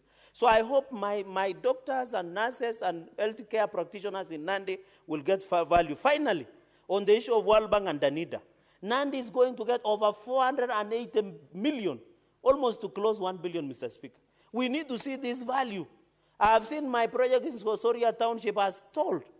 Yet this money has been released, Mr. Speaker, 485 million, Mr. Speaker. When you see the footpaths that were contracted by county government of Nandi, the footpath that he contracted, Governor Sang, Mr. Speaker, cannot even be used by 2 dogs because it is too narrow.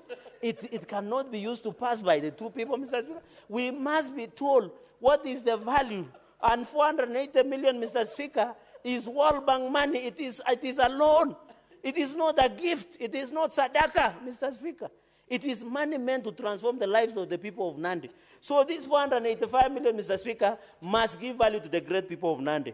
With those many remarks, Mr. Speaker, I beg to support and let us vote, but I want to call upon the Finance and Budget Committee, let us sit on royalties and the issue of court fines. With those many remarks, Mr. Speaker, I beg to support and let us vote.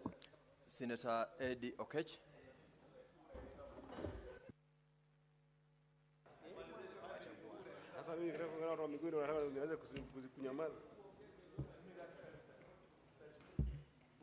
I thank you, Mr. Speaker, for giving me this opportunity to make a comment on this.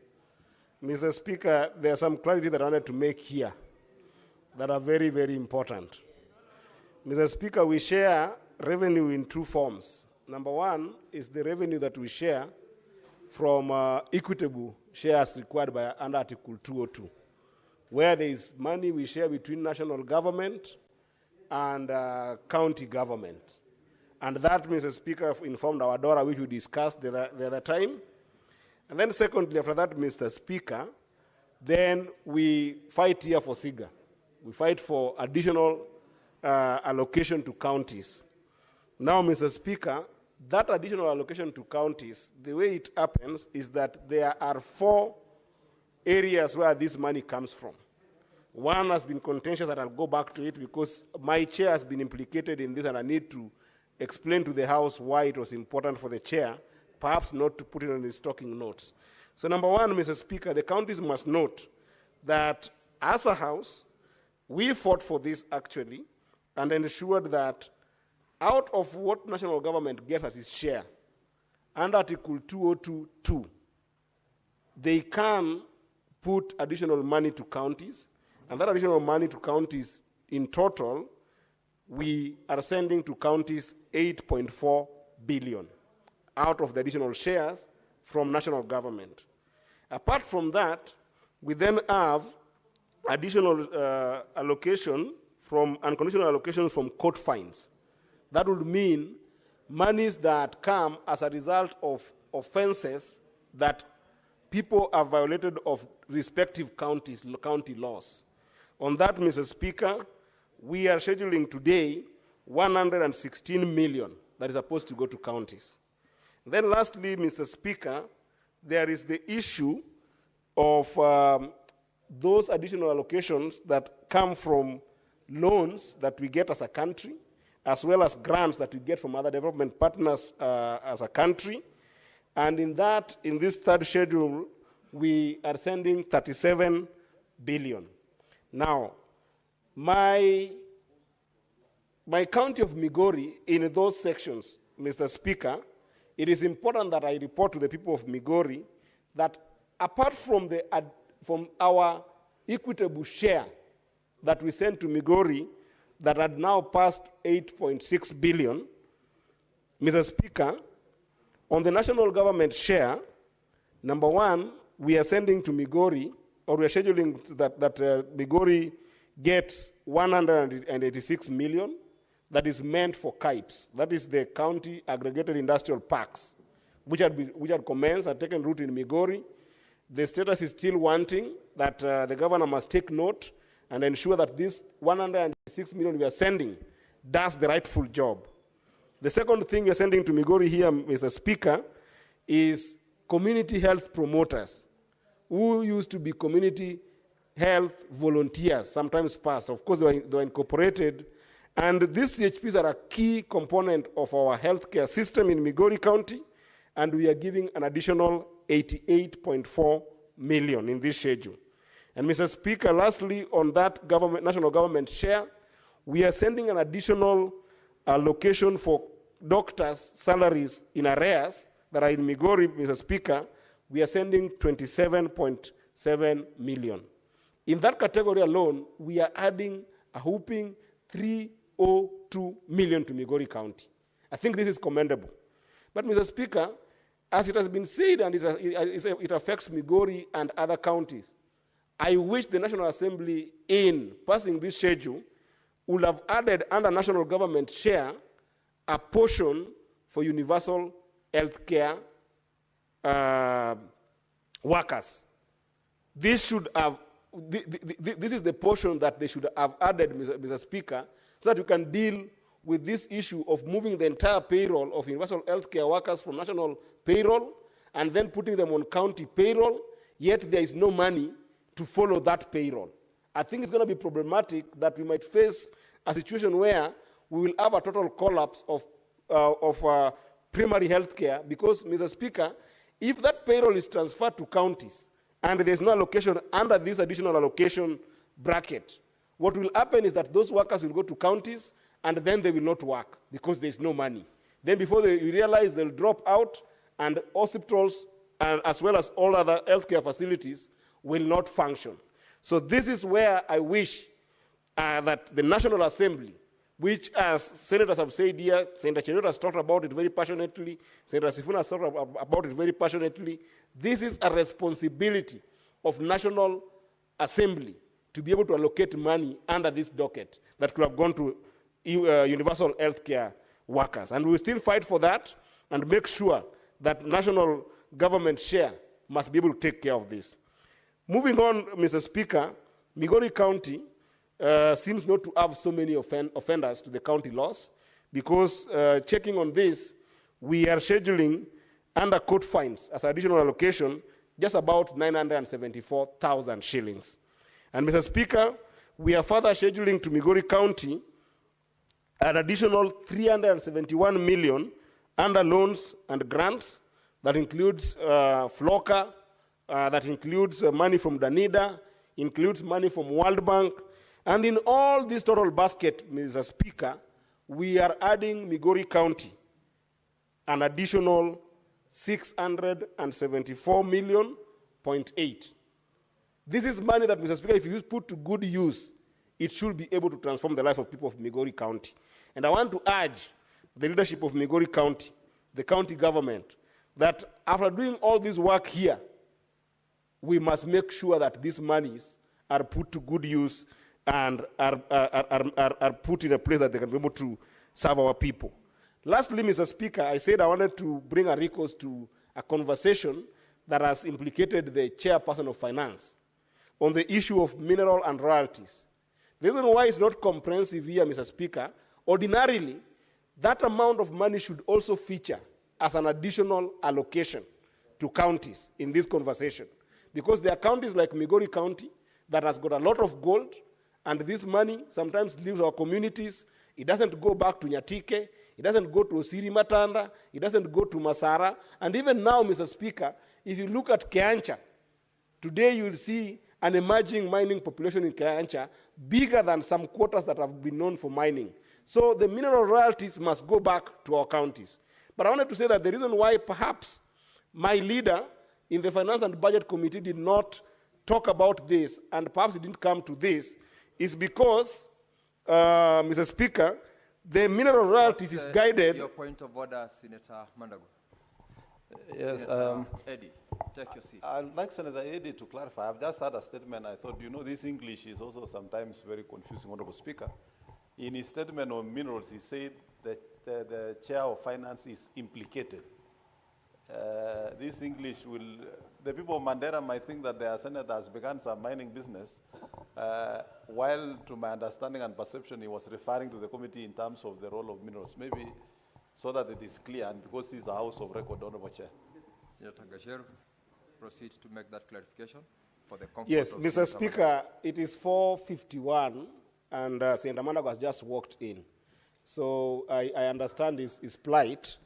I said that when one of the senators was speaking here, he accused the chair of Finance and Budget for not fighting for the inclusion of mineral royalties in this disbursement schedule as an additional allocation, which is true, but I was trying to give clarity of why that did not feature here.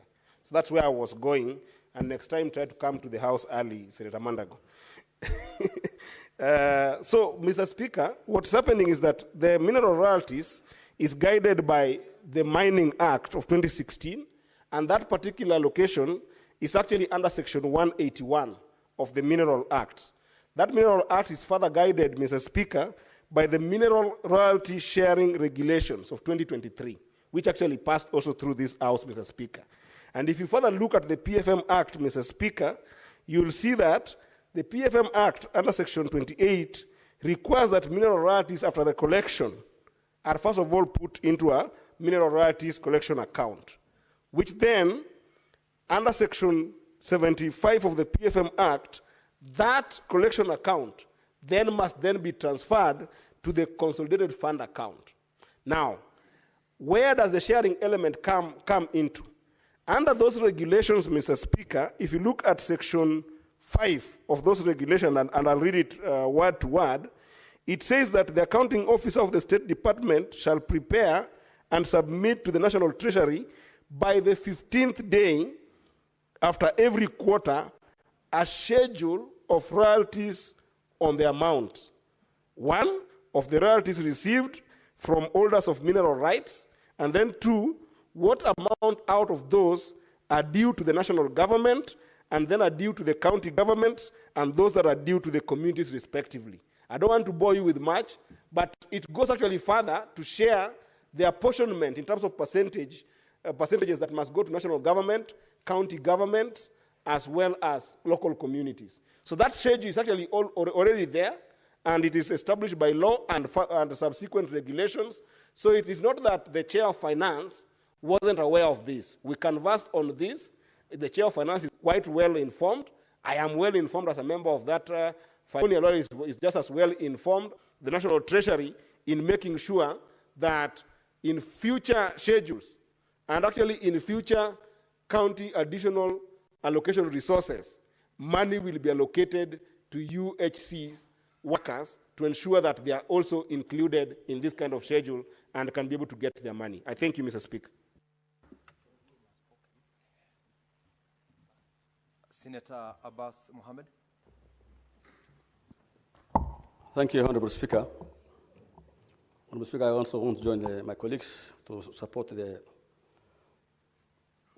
the disbursement schedules for 2024-25. Honorable Speaker, this additional funds schedule is coming actually too late. That it's now end of May, and you have only 1 month for this fund.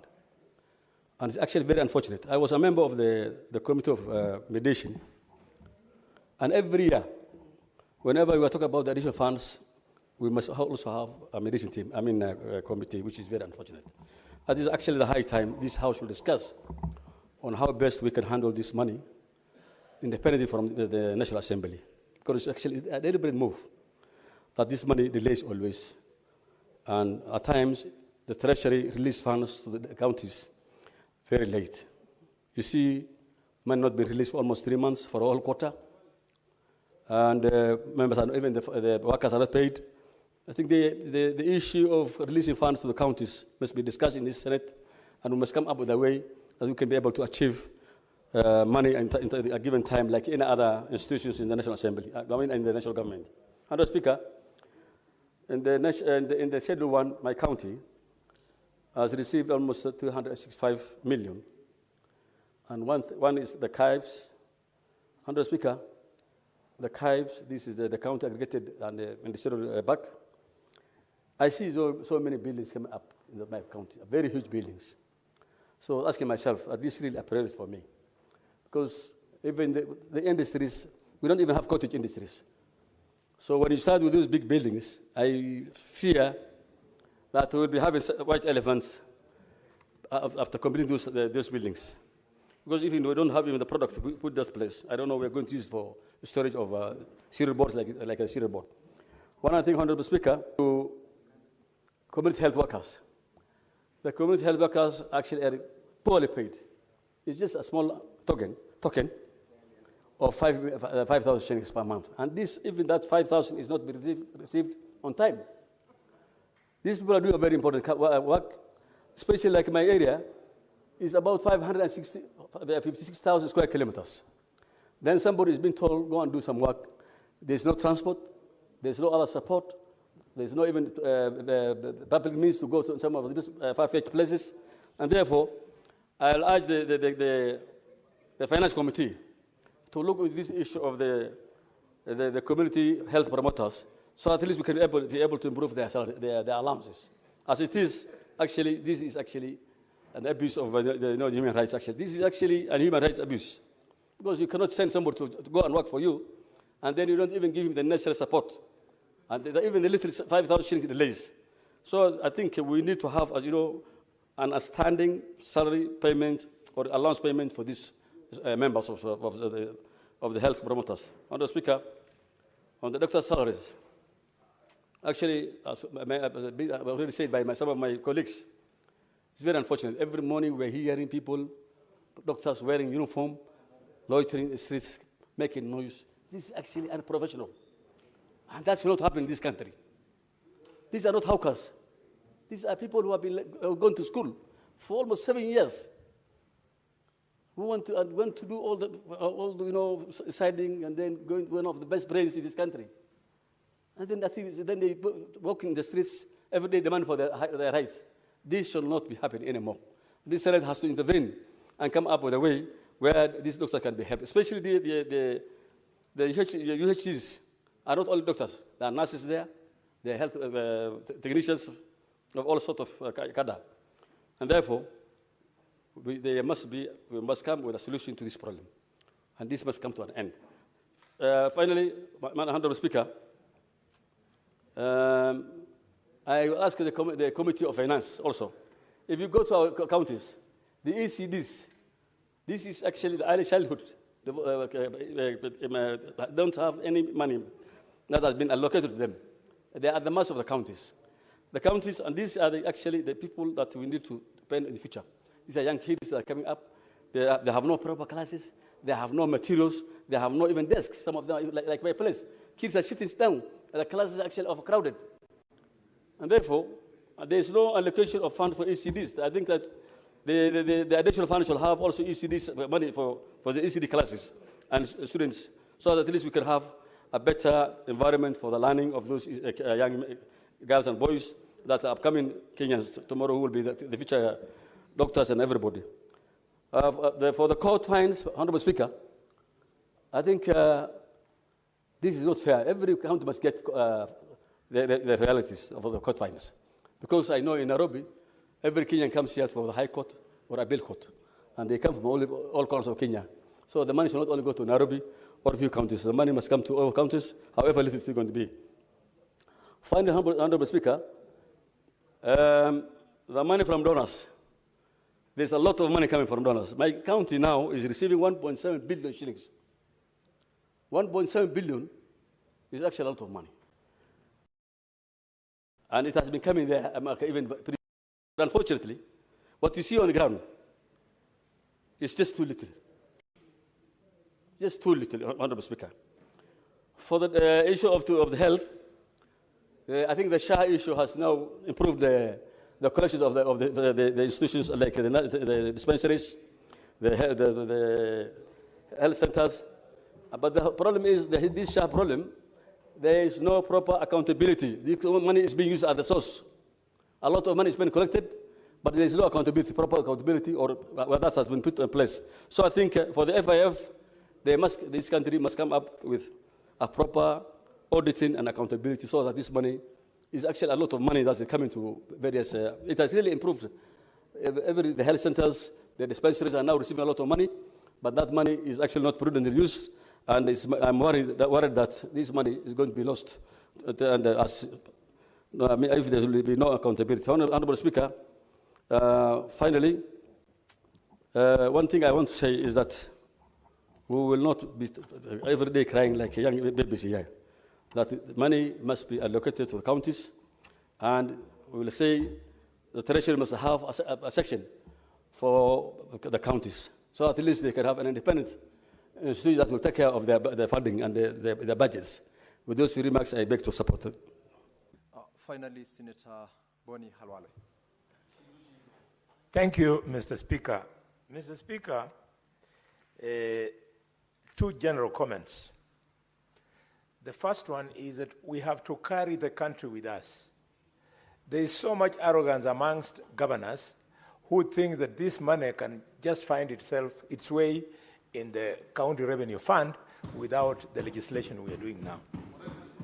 So we want the countryside, the people to whom lies are sold by these governors, to hear what we are doing this afternoon is one, in the year 2024, 2025, when we shared money between the national government and the county governments, there was a balance which senators have been pushing the national government, and that balance is called an additional money from shareable revenue of the government that we are adding counties. The second one, in this particular bill, Mr. Speaker, let members of the public understand. In there, we have money which we are supposed to be given as counties, proceeds of payments made at our law courts. Then in there, Mr. Speaker, let members of the public know that depending on counties that do mining of various minerals, also this bill ensures that that money, royalty, is taken to the people through their governors. And finally, but not least, this bill is ensuring that the loans and grants from the World Bank, from IDA, from FLOGA, and other international communities, the National Treasury is now sharing with each county. That is the first general comment. The second general comment, which is important, Mr. Speaker, is I must apologize that we want to pass this quickly. Not because it is not important, but because we have run out of time. We have run out of time because governors and members of the National Assembly have taken each other to court. An amount meant for road maintenance levy, we were forced to remove from this bill, otherwise we would not have realized it this financial year.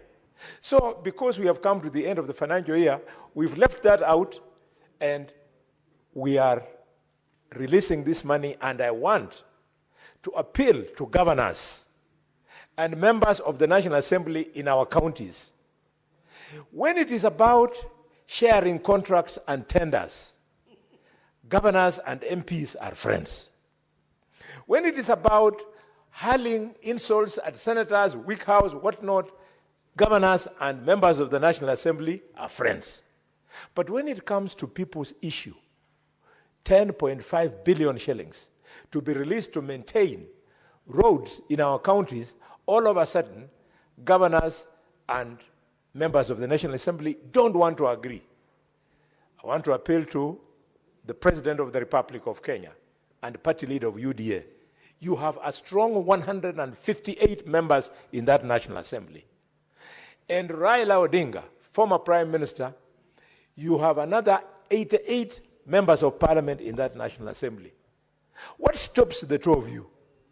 Having agreed at the top about broad-based government, what stops you from whipping these MPs so that they withdraw these little cases they have in court that delay members of the public to enjoy good feeder roads. And now, Mr. Speaker, let me come to the specifics of this bill.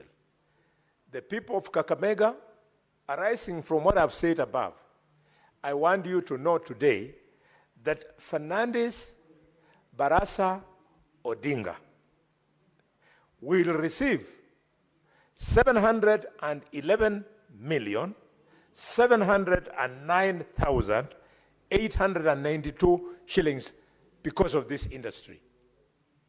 I therefore, Mr. Speaker, want to appeal to the doctors of Kakamega. You are owed salary arrears. In this bill, there is 44,529,977 shillings.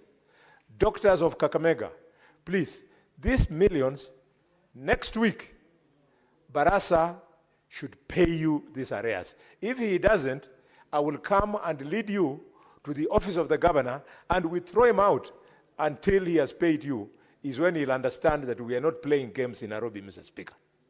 Secondly, I want to appeal for calm amongst the community health promoters of Kakamega. In this bill, we have brought home 127,500,000 shillings. Mr. Speaker, I'm appealing to all the community health promoters from Likuyani to Lugari to Malava to Nabaholo to Shinyalu to Ikolomani to Lurambi to Mumiasi East to Matungu to Mumiasi West to Butere and Huisero. All of you, next week, take the nearest border, go to the governor's office, you'll find me there. He must pay you this money. It is there. If we don't force him, the theft he used to practice in Ketrako, he has exported it to Kakamega. He will chew this money, you will have nothing to eat. Mr. Speaker, because of this bill... What's your point of order, Senator Faki? Mr. Speaker, sir, I don't like to interrupt a colleague in his thoughts and presentation in this House. But I had, if I'm correct, I had Senator Khalwale saying that the theft at Kentraco, and that is his casting aspersions on the person of the governor of Kakamega. And I don't think that is right, because there have been no accusations leveled against that governor in this House to warrant such blatant attack and violation of our standing orders. Thank you, Mr. Speaker. Senator Boni Halwale, you are a senior member of this House. Exactly. I'd like to remind you about the provisions of Standing Order 121. Exactly, Mr. Speaker. Mr. Speaker, it is in fact because of that seniority. The chair is not yet done. Eddie, Senator Barasa's papi. Senator We are talking about the people of Kakamega. Senator Halwale, order, Senator Halwale. Speaker, sir, it is because of that seniority that I want to appeal to the distinguished senator from Mombasa. I'll deal with your point of order. Let me finish with that one. Proceed, Senator Halwale. And Thank you, Mr. Speaker. I indicated to you that the chair was not done in directing you to the provisions of Standing Order 105 and Yes. 121 Yes. with regards to the nature of statements you can make and also the order in this House. As you do that, remember that particular provision of the standing orders. And the chair is aware that you are a senior member of this House, and I will not hesitate, by the way, to apply the provisions of this. Thank you, Mr. Speaker. Mr. Speaker, indeed, it is because of the seniority that you are alluding to that I would like to appeal to my younger brother, who is my junior in this parliament by many years, that I'm alive to that fact. It is because of the ongoing case of 18 billion of Ketraco, for which the governor was arrested by EACC, that I've opened my mouth. And therefore, if you had challenged me, Mr. Speaker, why don't you keep your cool? If you had challenged me to then substantiate, I would have substantiated using that case. Mr. Speaker, sir, I want to use this opportunity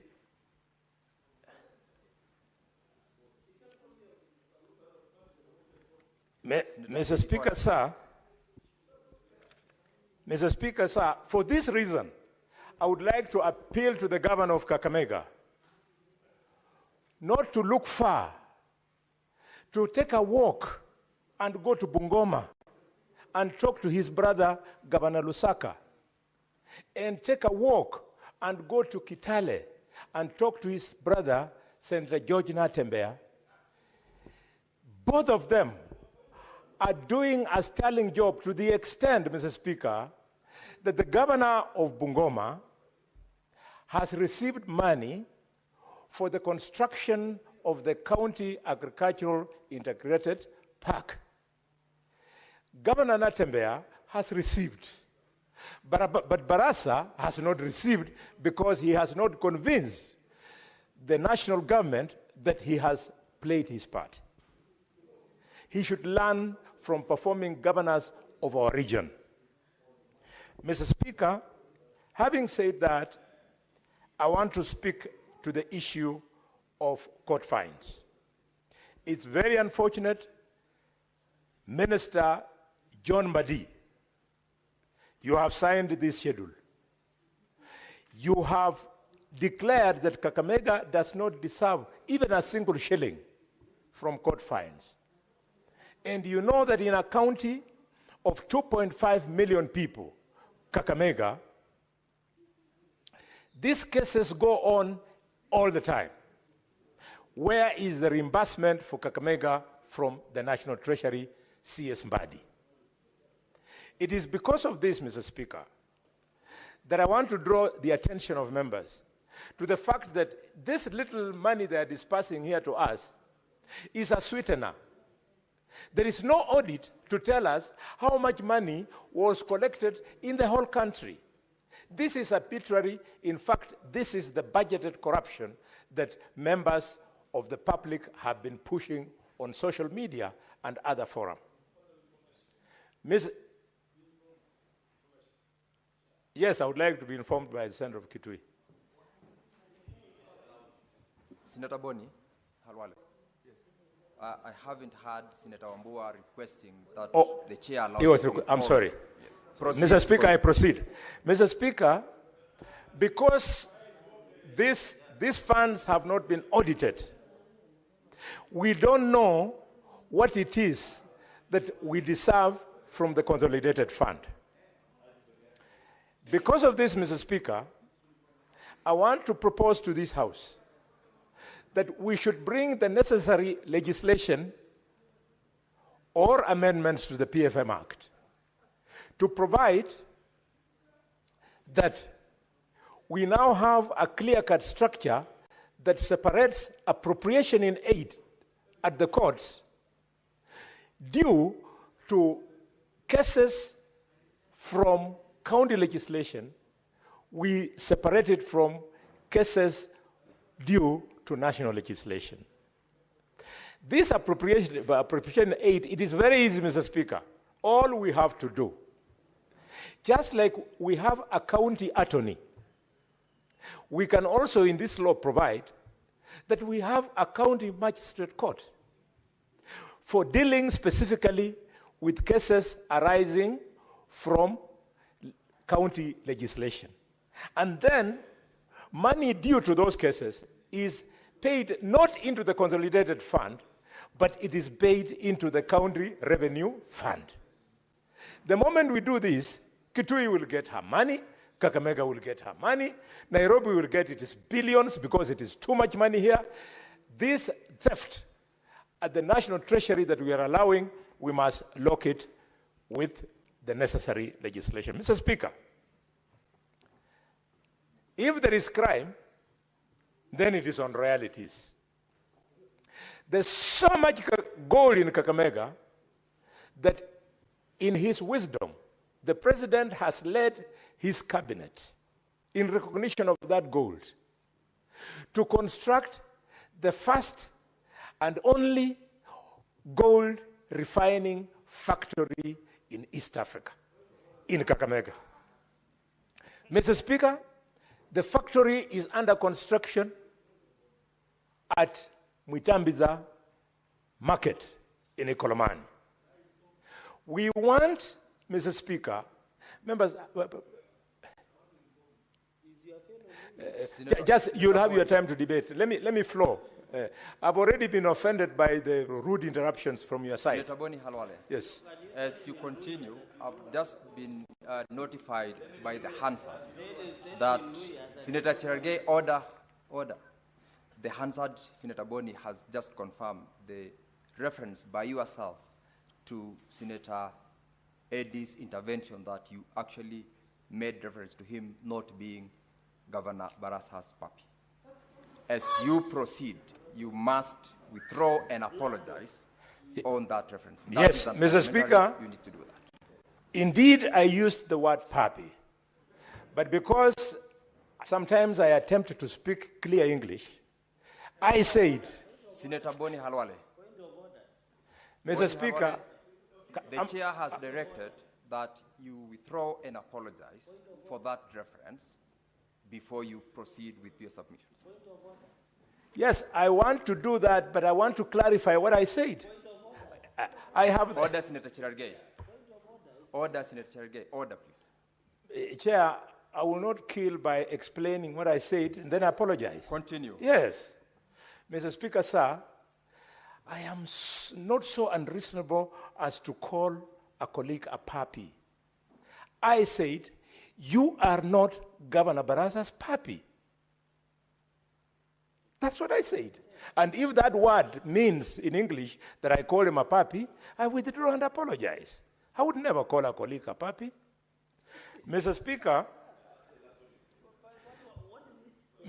sir, it is because of this abundance of gold in Kakamega that the president has afforded us with his cabinet, with his government, to construct a gold refinery in at Mwitambiza Market. At Mwitambiza Market in a Kolomani constituency. Mr. Speaker, this is being the case. How on earth can the Treasury pretend that in this particular year, Kakamega did not deserve a single cent from minerals? And yet, now as we speak, if you go to Rosterman, 24/7, people are mining. Mr. Speaker, if you go to Imwiritsa village in Shinyalu, 24/7, people are mining. If you go to Isulu, if you go to Malinya, if you go to Shikoe, if you go to Lirembe, if you go to Masienze, people are mining gold 24/7. Mr. Speaker, do you like to be informed, Senator Boni, by the Honorable Senator Sotsi? Yes, Senator Sotsi is my younger brother. I can... Mr. Speaker, I was listening to my senior and neighbor, Senator Halwale, very keenly. This weekend, I had an opportunity to visit the place where the refinery is being constructed. And it's a big complex. That place, all the gold in this country, including from my own county, will be refined there. But, Mr. Speaker, our counties, including Kakamega, are not getting any money, any royalty. I think it's important that we get an explanation. And one explanation, Mr. Speaker, is that the Ministry of Mining has entertained illegal dealers in gold in our region. And therefore, their gold goes into people's pocket and not the government, and therefore we cannot get royalties. Something has to be done about it.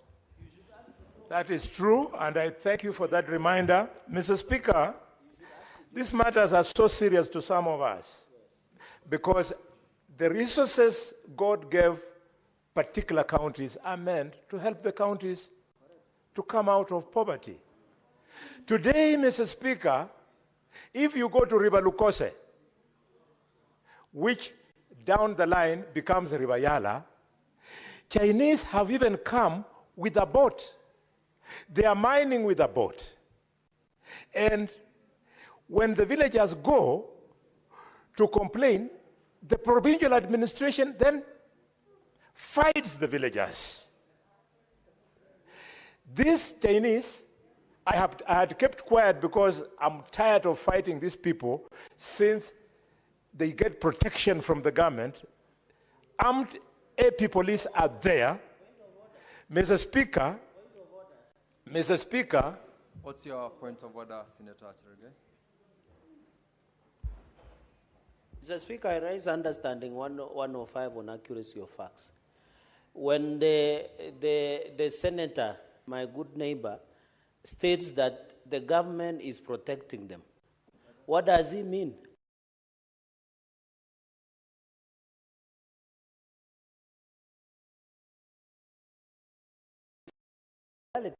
Then it is very unfortunate. Then we need evidence of the same